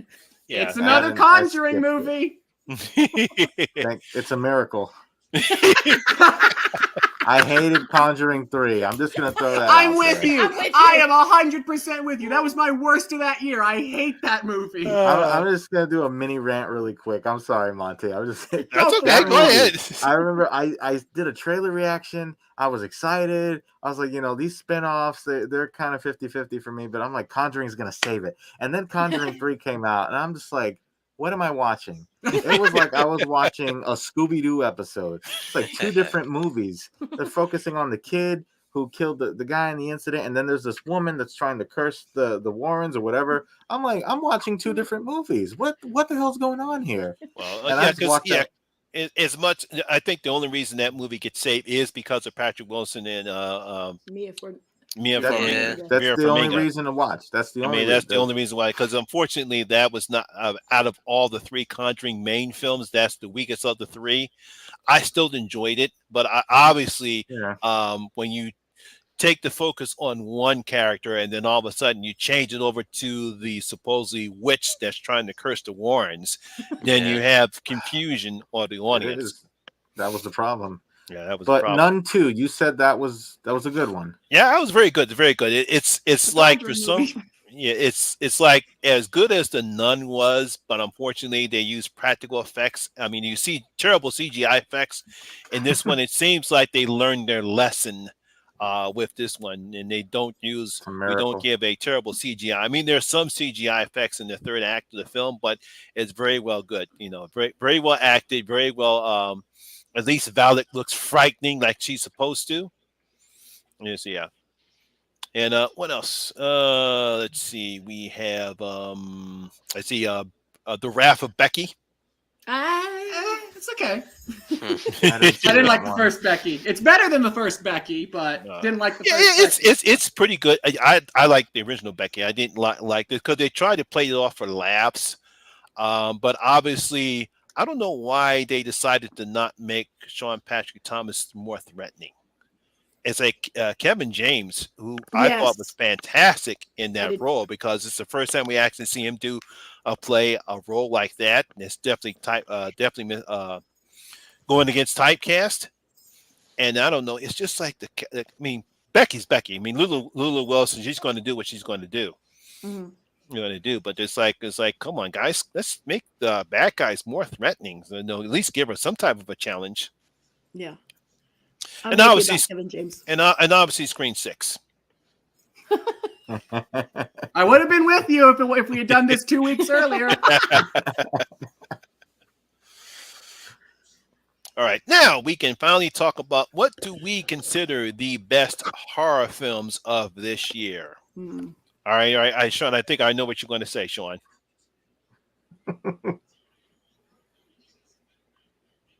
Oh, you lost your mic. Uh-oh. You're not muted, but we couldn't hear you. Uh-oh. Sean. You can't hear you, Sean. Paging Mr. Ersted. Mr. Sean Ersted. I think he can hear us. You just can't hear us. Can't hear him. Yeah. Yeah, Okay. something happened there. Do you want to go? You want to I'll go while let we're you trying go. to get Sean taken care of? I'll let you go first. Okay. One I really surprised the hell out of me. Was a movie that Shudder put out like in the middle, sometime in the summer, from Mexico, called Husera the Bone Woman. This You bitch. movie, this movie pulls no punches. It has everything I could possibly want out of a movie. A fascinating story that I got super invested in. Characters I was really rooting for. A really interesting folklore that it builds around its titular like monster, as it were. One of the most interesting ideas for a monster since the Babadook for me, honestly. Just really, and it does not pull any punches in its storytelling and its uncompromised way of its telling its story in the direction it ultimately goes in. I know some audiences might look at the ending and go, Jesus, that's horrible for this family. But to me, it's an incredibly happy and uplifting ending that we so seldom ever get to see in horror films that I really loved. I cannot give enough reasons why you should check out Husada the Bone Woman. Unless you hate reading subtitles, watch it. It's great. I'd agree. That is one of the best films. I would. For me, I hesitate because the one I really want to talk about. What's your runner-up then for your? You want to save if you want to save the one for your best. Jacinta. Yeah, what's your third place? There's a lot. I don't. There's a movie. I want to pose a question to everyone on the panel. What does everyone think of the highest grossing horror movie this year, Insidious? No one has brought. Wait, wasn't it Five Nights at Freddy's? No, actually, it's still. I could have sworn it was. It's Freddy's. still Insidious. Is Yeah, it? yeah, it what is. What the fuck? That one, yeah. I've been saying it for years. After number 4, even after 2, I said we're gonna circle back around to this family at some point because it has to come full circle. And I think Patrick Wilson did a great job directing this movie and just taking control of the story. And the new characters that were in the movie were great. And the tension between the father and the son, I thought that was interesting. And it was definitely one of the best horror movies. I'd say top 5 for me. I thought it was a really good. And if they leave it here, if they leave it alone, don't make any more, it would be a perfect ending to this franchise. Yeah, it made almost 200 million worldwide. Why don't we get another movie about Lin Shaye somewhere in the timeline instead? It's worked with Saw. I mean, I love Lin Shaye, but it's kind of Saw thing of like you killed the most interesting character of the franchise in like early on in the thing. So how do you keep doing this? How are you going to keep telling these stories? Hey. I do have an answer. Okay, what's your answer? I'm not going to tell you guys you guys got to I got to make you guys. Oh, you're going to make it a tease for our best of the year? Yeah, I'm going to hold my favorite movie for our best of the year. I'm going to hold it in my pocket, and I'm not going to say some of my others. But one that surprised me, and I'm surprised nobody else has mentioned it, that I just had a really good time. I think Saw did it better, but this is probably my runner-up for like a slasher movie that I really loved, and that would be Never Hike 2. I really enjoyed that one. I thought it was a blast. I just was like, I'm here for this. And I loved the first one so much. Never Hike in the Snow. It wasn't bad, but you kind of were like, oh, I hope this isn't a flash in the pan. And boy, did it deliver everything I wanted. It's by the numbers, sure, but it gives you everything you wanted. And a prime example of how fan films can actually succeed really well sometimes. Yes, and I'm surprised more people aren't talking about it. That was my Thanksgiving. That was my how everyone felt about Thanksgiving. Never Hike 2. That was mine. I really love that movie. And I don't know why more people aren't talking about it. Yeah, Sean, you still have audio problems? Can you hear me at all? We can hear you. We can hear you. All right, I just giving up on my headphones, I guess. Okay. We can hear you. Good. You sound good. Yeah, so my pick, as Monty was saying, is definitely going to be Godzilla Minus One for my best of the year. I thought it was phenomenal. I think everybody needs to go out in the theater and see it before it goes away because it's an amazing theatrical experience. So awesome, phenomenal movie. I can't wait for the next one. I'm excited. I'm seeing it Saturday, so I'm stoked. Yeah, I think you're going to enjoy it, Christian, because I know you're a huge Godzilla. You're a huge I'm Godzilla sure fan. I will. And you're a big Godzilla fan, so yes, I am. As somebody who adores Shin Godzilla and the direction Toho has taken with the modern movies, yes, I'm super stoked. Okay. Have you seen any of the Monarch series yet? Legacy of Monsters yet? I watched the first 2 episodes. I haven't caught up after that, but I saw the first 2 episodes. They're all right. Mm-hmm. I remember when they showed the trailer, right? Like, you know, for the Godzilla Kong X or whatever the hell it is. I'm like, I just laughed. I'm like, are you kidding me with this crap? I love. So I saw the most amazing TikTok a creator did of like the polar opposite things of those two movies. Yeah. Godzilla -1. Godzilla is the horror of what mankind can do to itself, and we need to take in check of the horrors we wrought on each other. Godzilla X Kong. Hey there, monster! You gotta stop right there, because me and my best buddy Kong are gonna kick your butt. Come on, big buddy. I was like, what is this, America? Batman, Robin? Did Joel Yeah, Schumacher yeah. direct this one? Oh man, I'm excited. You don't like Baby Kong? I'm here for Oh, Baby Kong. God. As somebody who loves all types of Godzilla, even the incredibly stupid Godzilla, I'm here for it. You mean the American one with whatchamacallit? Matthew Broderick. Not that one. That's the one. When I say when I say stupid Godzilla, I mean when Japan got really silly with shit like Jaguar. Oh. Yeah. Oh my god. Oh man, I said to myself, what is Matthew? What is he doing in this film? He's not. You talking about a guy miscast in a Godzilla film? The Iguanazilla. only good thing. The only good thing to come. Kashmir? The only good thing to no. The only good thing to come out of that movie is Godzilla Final Wars, the cameo that they gave Zilla in that. Oh movie. yeah, definitely. All right. All right, Strange Monkey. What do you consider is your best horror film that came out in 2023? So at first it was Evil Dead Rise, then it was Saw Yeah. 10, but Yes. then Thanksgiving came around, and that was I think that's going to be my favorite one, because this movie, we waited 15, 16 years for this? 16 years. Yeah. Just about, yeah. And I remember when I saw Grindhouse in the theater, and when you saw all the fake trailers, I was like, this is great. There's so much potential with all these movies. And I remember Thanksgiving in particular, I said, this right here is like an homage to Halloween. This could work as a full-length movie. And when we saw Machete and the Hobo with a Shotgun getting the full-length treatment, I'm like, where's Thanksgiving? Come on, Eli Roth. Give us what we want. And I heard about all the delays and everything. And when I saw the trailer, I said, finally, it's here. It's time. It's here. Yeah, exactly. And I saw it, and and it just gave me everything that I wanted. I knew that it was going to be a little bit tame, because there was no way in hell that trampoline scene was going to actually be like the same thing that we saw in that trailer. But, we saw a lot of familiar tropes in that movie, and it didn't, in my opinion, it didn't hurt the film necessarily. Mm-hmm. I mean, Eli Roth had so much time to work on this film, and it just gave me everything that I wanted. So I definitely will say Thanksgiving is my favorite movie of this year. Awesome. Well, Delivers the goods, baby. Delivers the goods. That trampoline kill was very pointy. Yes, it was. Yes, it was. Poignant? Pointy. I said pointy. Yeah, point. Never mind. If you have to explain the joke, it's not that funny. Exactly. Never mind. I thought you would I get failed. that joke. I know thought I you get do. I know I got it. I just was. Never mind. The joke I you failed. made failed. Yeah, the joke I made failed is what I meant. It's okay, honey. I failed. I'm a failure. All right, Jen, now you can talk. What do you consider is the best horror film of 2023? Should I or What's another one for you? I don't want to say my favorite because I'm gonna hold that one back. Now I'm curious. Come on, we all know it's Scream 6, right? Of course. Oh yeah, that was my film. favorite one.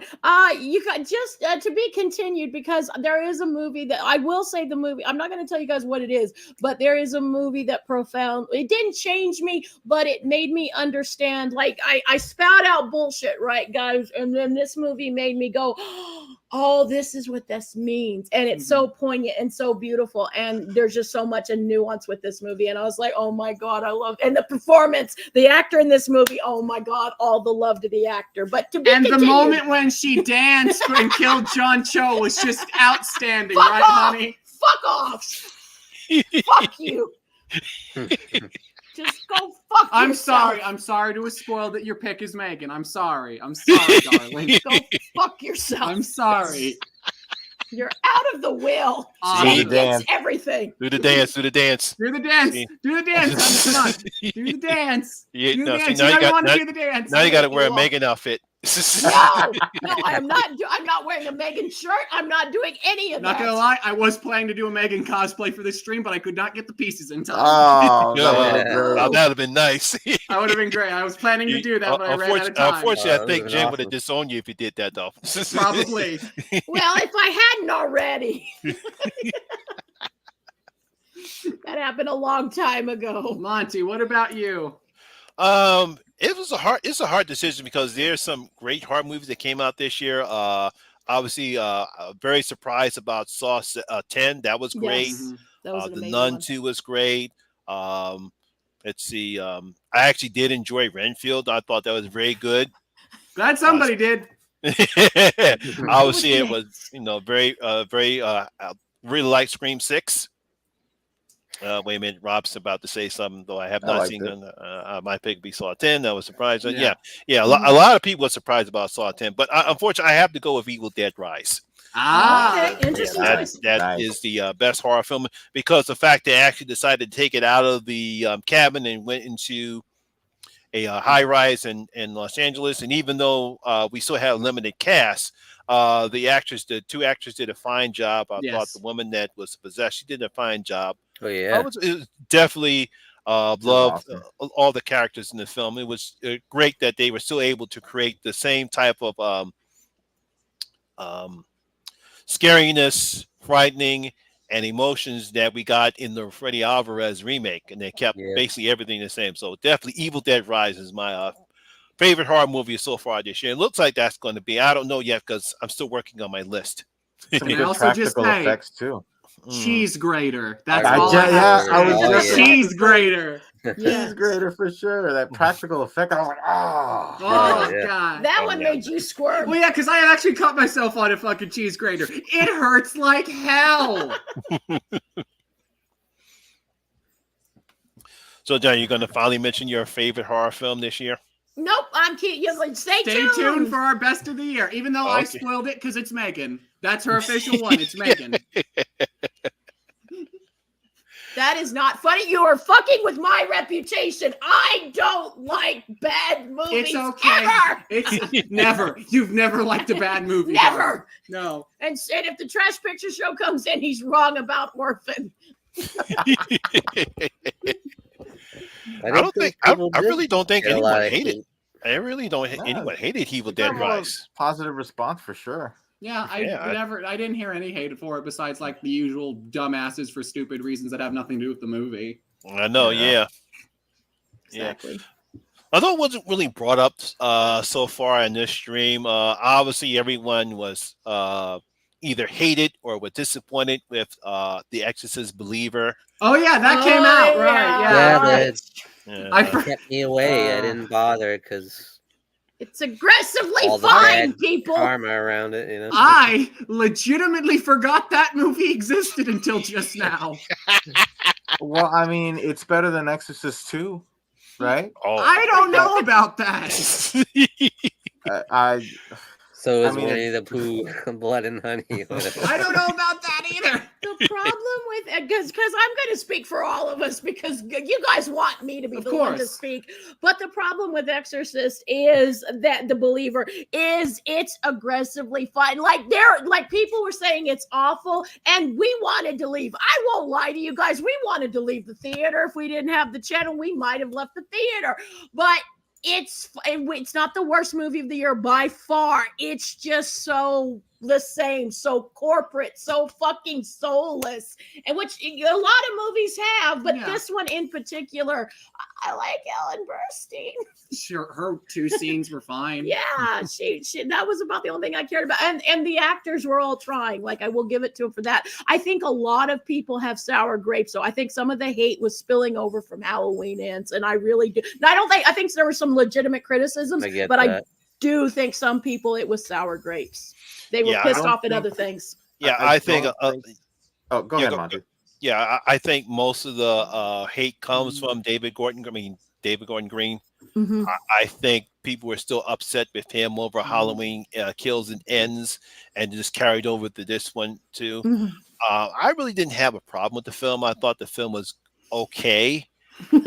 Um, Obviously, my whole problem with the film is that we didn't get enough character development between Angela and the other girl. They Their just hearts were beating in sync. they just basically focus on Leslie Odom Jr. and her daughter's character. They were only focused on really get anything else of the other character. I wanted to see more of that relationship of the film. You know, I get where they were going with having the different type of religions when it comes to exorcism. I thought that was a clever That was a idea. cool idea. Shame they don't use it. It's a Shame they cool don't. idea, but it's like it's and like I said before, when we did the Possession Exorcist stream, Possession Exorcist films is not a very popular subgenre when it comes to horror, because it's like when you seen everything before when it comes to, unless you hit something like the Exorcist or Emily Rose, it's just going to be what we've seen before. And it's not going to stand out anything. I think that's one of the problems that they have with Exorcist Believer. But that's the thing, I feel like The Exorcist, the original, set the bar so high for that nobody could ever live up to it. But that's just my opinion. I know a lot of people aren't as high in The Exorcist as I am, but to me, nothing compares to it. You're not. It's like this. You're not it going to duplicate what Jaws did when it came out in '75. Even though we've had a lot of imitation shark films, some are good, some are not. But you're not going to get the type of suspense and suspense that Jaws gave you, because you gotta give the shark vocal cords, and it's no. You need to get. We've learned it this year. You need to give the shark cocaine. Oh God damn it! God. I was gonna say, I agree with Sean about where they set the bar so high. I don't think the problem is David Gordon Green necessarily. It's just that The Exorcist, whether you love it or hate it, it's a classic. They set the bar so high after that, none of the sequels could match what the original did. And I think that's the issue. And with Believer, again, the hype train, everybody got on the hype train. They set the bar so high. Owen Burston is back. And when you saw that it was just decent, I'm like, what were you guys expecting? I didn't think it was going to be the best film of the year.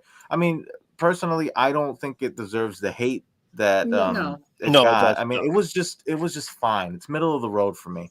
Yeah, aggressively fine. Yeah, but I don't think it was the worst film of the year for sure. I was very surprised when I saw all the hate that it got. I was like, this is I know, fine, guys. But then again, I really wasn't. And mainly because, like I said before, when I was listening to people who didn't stand the film, it was mainly not about the film itself. They were more criticizing David Gordon Green. And then it's like this.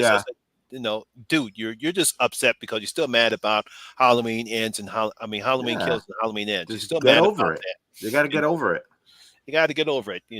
Some, like I said before, because well, I am still mad. So not a fan of Corey. Corey dies tonight. Oh shit, he did. I could see why though. It was a little misleading. So I get what. And not to bring up a sore subject, because when that trailer came out and the marketing was supposed to be this supposedly final battle between for the Laurie third and time, Mike, it's like, come on, guys, what are you trying to pull? You're not going to do that. If it's going to be anything, it's going to be about a good 5 minutes. I knew they were pulling people's strings. That's why I wasn't surprised when that happened. I was surprised it happened. Everyone. The Halloween 3 font, the blue Halloween 3 font in the opening credits, I'm like, okay, this is gonna be a different type of movie. Yeah, I actually thought that was a decent idea. That was a good idea. Yeah, I wish they would have stuck with it and just got rid of Myers completely from the movie, because he does not belong in that film. But whatever. Christians are huge fans of Season of the Witch. Love Season of the Witch. That's Hate good. Michael Myers. Could have liked Corey if we actually got some focus and development for him. Shame we don't. Don't hit him, Kills the Jen. kid. You love that. He doesn't kill a kid on purpose. Well, he still is responsible for them not breathing. Yeah, but he was an asshole. He deserved it. Wow. I Yes, love the. Who, the kid or Corey? The kid. The kid was an asshole. He deserved to I get love- yeeted down that staircase. I love He the deserved teaming up stuff. No, he did. You're right. He did. Oh yeah, That the little kid wasn't. The that- kid wasn't an kids. annoying brat. That kid was a little piece of shit. I'm like, you got what you deserve. I'm sorry. Wow. That was Felt terrible. like there was some kind of issue with Corey there, like with being held captive or something, but they never Never explain any it. of it. Never explored it. The movie's about like. Corey, Why is he Michael. flipping out so bad? The guy's like 25 years old, and so you get locked in the room for a minute. They can't take a joke, for God's sakes. The movie's going to be a Yeah. character study, a study of Corey Cunningham. Except it's totally not. It's going to be another generic Michael Myers movie with a tiny little bit of Corey Cunningham sprinkled in through it, but just enough to where it feels really distracting and weird. I mean, he snapped. If only it weren't for those kids that kept messing with him, none of this would have happened. Goddamn band geeks. Oh, I That did. still I did scene like doesn't make his. sense. I love the teaming up when they just slaughtered the shit out of everybody. Like that was great. I like the mask. I said that mask is going to be on Trick or Treat Studios a few months from now. Yeah, Yeah. That Scarecrow It mask, is. and I was right. that was kind of cool. It was all right. Yeah. Hmm. I thought that was interesting, them teaming up. It was something different, but Hmm. Yeah. we only got like one scene. Yeah, because like I said, I mean, I understand why he decided to bring Ellen Bernstein back, and I had no problem with what she was in the film. At least they did her better than what they did with Sally in Texas Chainsaw. Yes. Still That is pissed true. about it. I will never get. I will forever be pissed. Oh It's yeah, unnecessary. As somebody who talk about disrespect. cherishes that original movie and thinks Sally is the original final girl, yep, that pissed me right off. I'm like, what? This is what you do to that? Oh my God, I'm guys! gonna what the try fuck? that. I'm gonna stay quiet because I don't want to turn this into a Texas No, Chainsaw we've already rant. done enough tangents, but yeah. It's okay. They Been made there. Cobweb. Oh yeah, same writer. Same writer. I'll just Forgive it for say me. I'll just say that girl got what she deserved in the end. That's all I Yeah. can say. As the Uber car drives away. Oh god. Oh, People get man. pissed about that too. I'm like, What I was thought that that was pretty movie? cool. What the fuck was that? Oh, movie? man. Saw her hair. Zip. Well deserved. That's what you get. I'm like, damn.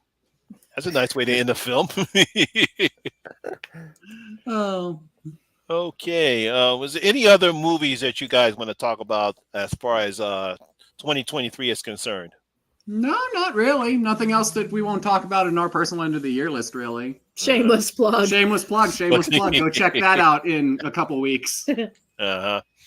I Yeah, saw a so- pretty cool, quirky little indie called Natty Knox with Danielle Harris and Harris and Robert Bill Moseley. Englund and Bill Moseley.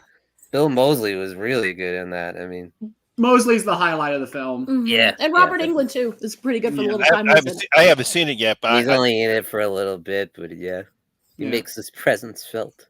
Yes, he does. It was a mixed bag for me. I can see why you liked it, Sean, but it was a mixed bag. There was something I really liked. The director is from Halloween 4, and I Yeah. really love his stuff. But Right, a mixed Dwight bag. Little, yeah. mhm. I see. No one didn't talk about the movie of that started the cocaine mess, Cocaine Bear. It's a good So, flick. yeah. It's fun. It's I fun. haven't Fun seen that movie. yet. That's probably the most simple thing you can say about it. It is It's a fun. fun movie. It is a Yeah. movie called Cocaine Bear, and it lives up to that thing. It is a movie about a bear that is on cocaine. Yeah. So, good time. That's so And Ray Liotta's And- last picture. And Ray Liotta's final Well, film. Yes. Final film. Yeah.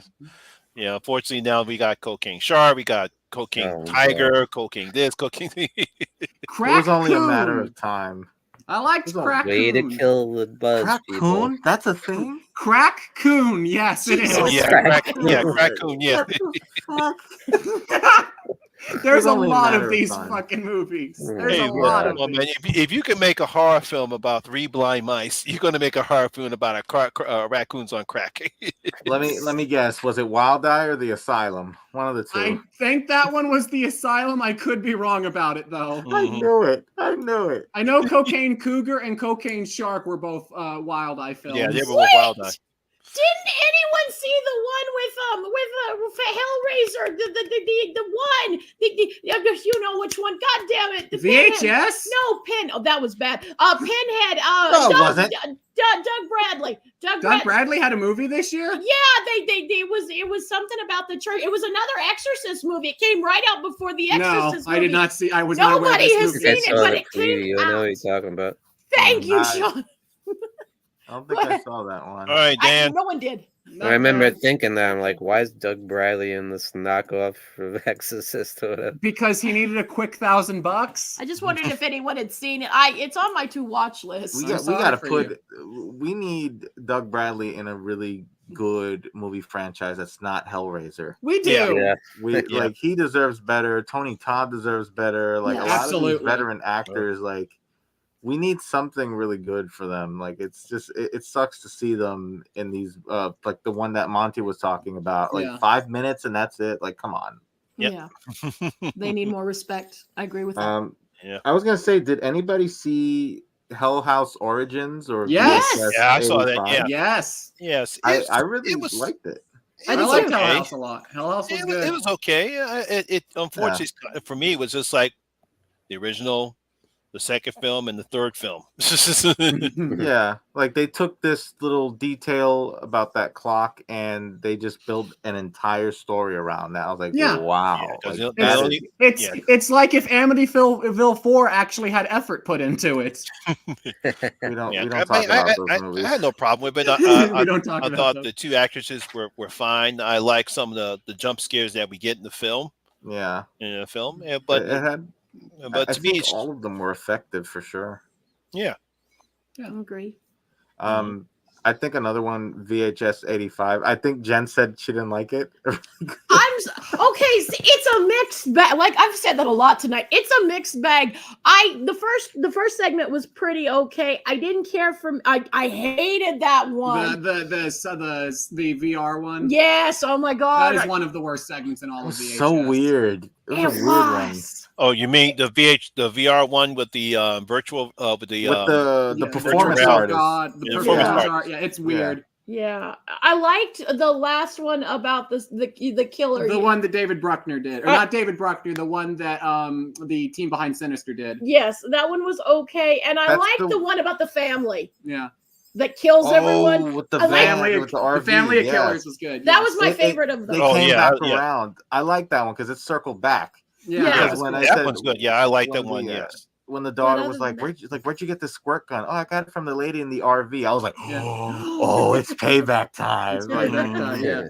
like I will say these VHS movies, like after the third one, I thought the party was over because Yeah. that was bad, and then 4 was a good comeback. 5 for me was fine, and then I this had- one, like, Really had no problem with the VH1, the third one. I understand why Viral was people. rough. Because I think there was one segment I did like out of the because I think it was only had 3 segments or 4. 4, I believe. Yeah, 4. There was one segment I like. I think it was the one with the magician that wind up Yeah. getting a monster come out of the. That one was okay idea. Yeah.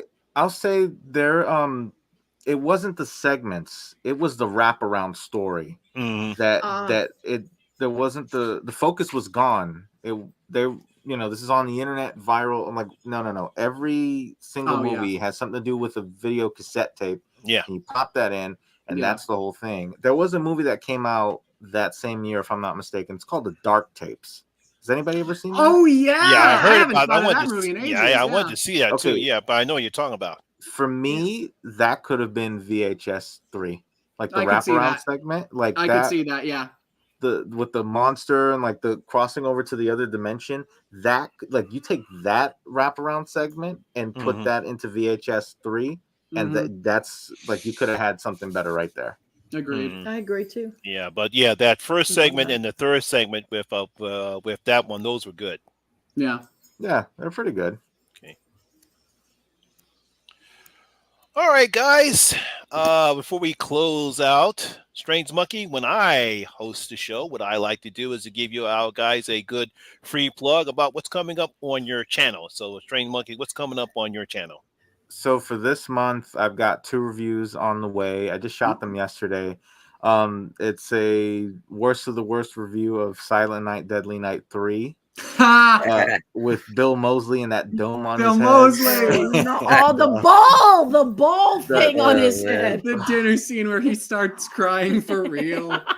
Oh that's so man! good. And also, I did a review on "It's a Wonderful Knife." Ah, So, which that was another surprise for this year. So look out for that one. That's pretty much what I've got going on this month. All right, Very cool. All right, Sean, what's coming up on the horror corner?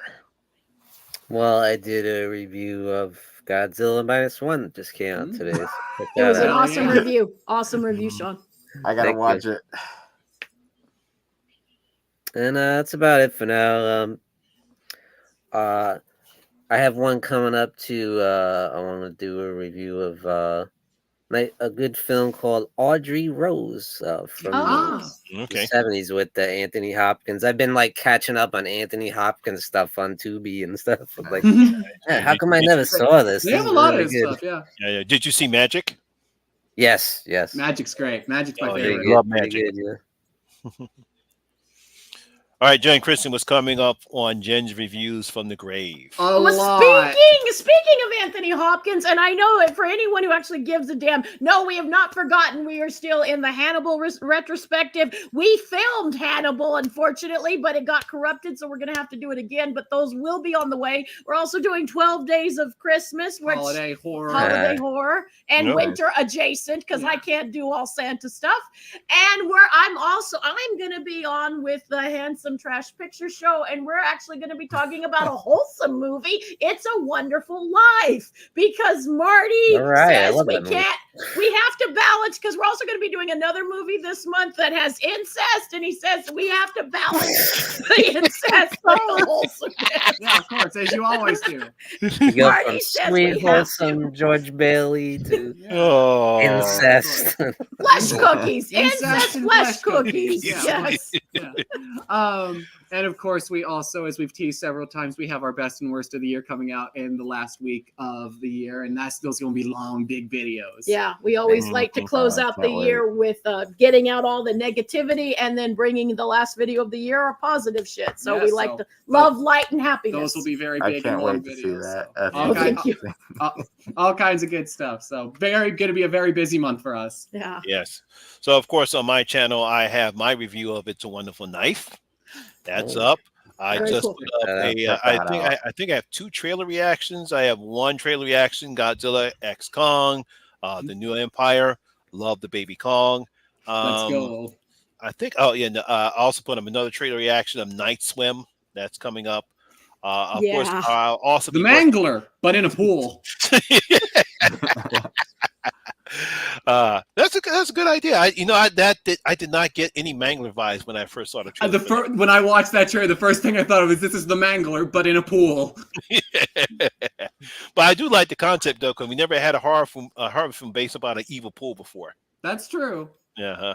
Of course, I'll be working on my top 10 best and top 5 worst horror films. I will probably have that out probably by the 3rd week of December. I always like to do that in the year on the 3rd week of December. So that's what's coming up on my channel.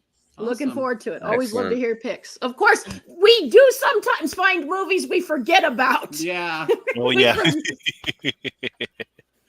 So everyone in the chat, I want to thank you all for dropping by. I want to thank our guest Strange Monkey for coming on with us. Fabulous guest, Lovely to always. have Thank you so much. Awesome. Thanks for having me on. I appreciate it. And again, like I said, we want to give our condolences to Triv because she had a Yes. death in the family. So we want to give our condolences over Absolutely. to her.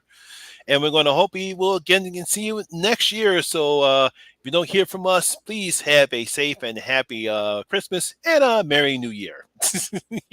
Season's holidays, greetings. everyone. Happy Happy holidays to holidays, everyone. guys. Happy holidays. Decorate your penises with Yeah. lights Or and whatever. your nipples with balls. You know that. I mean, with Look at my titties. Cover up the fact we have no way to close out this stream. Oh, But you don't have tinsel. there goes my channel strings, Mucky. There goes Hey, the close the It's over. show. That's it. It's over. Happy New Year, everybody. See you Stay in safe out there, 2024. guys. See you Cheers. guys. Be Have a excellent happy to New each Year and other. a Merry Christmas, everybody. Happy holidays. Feliz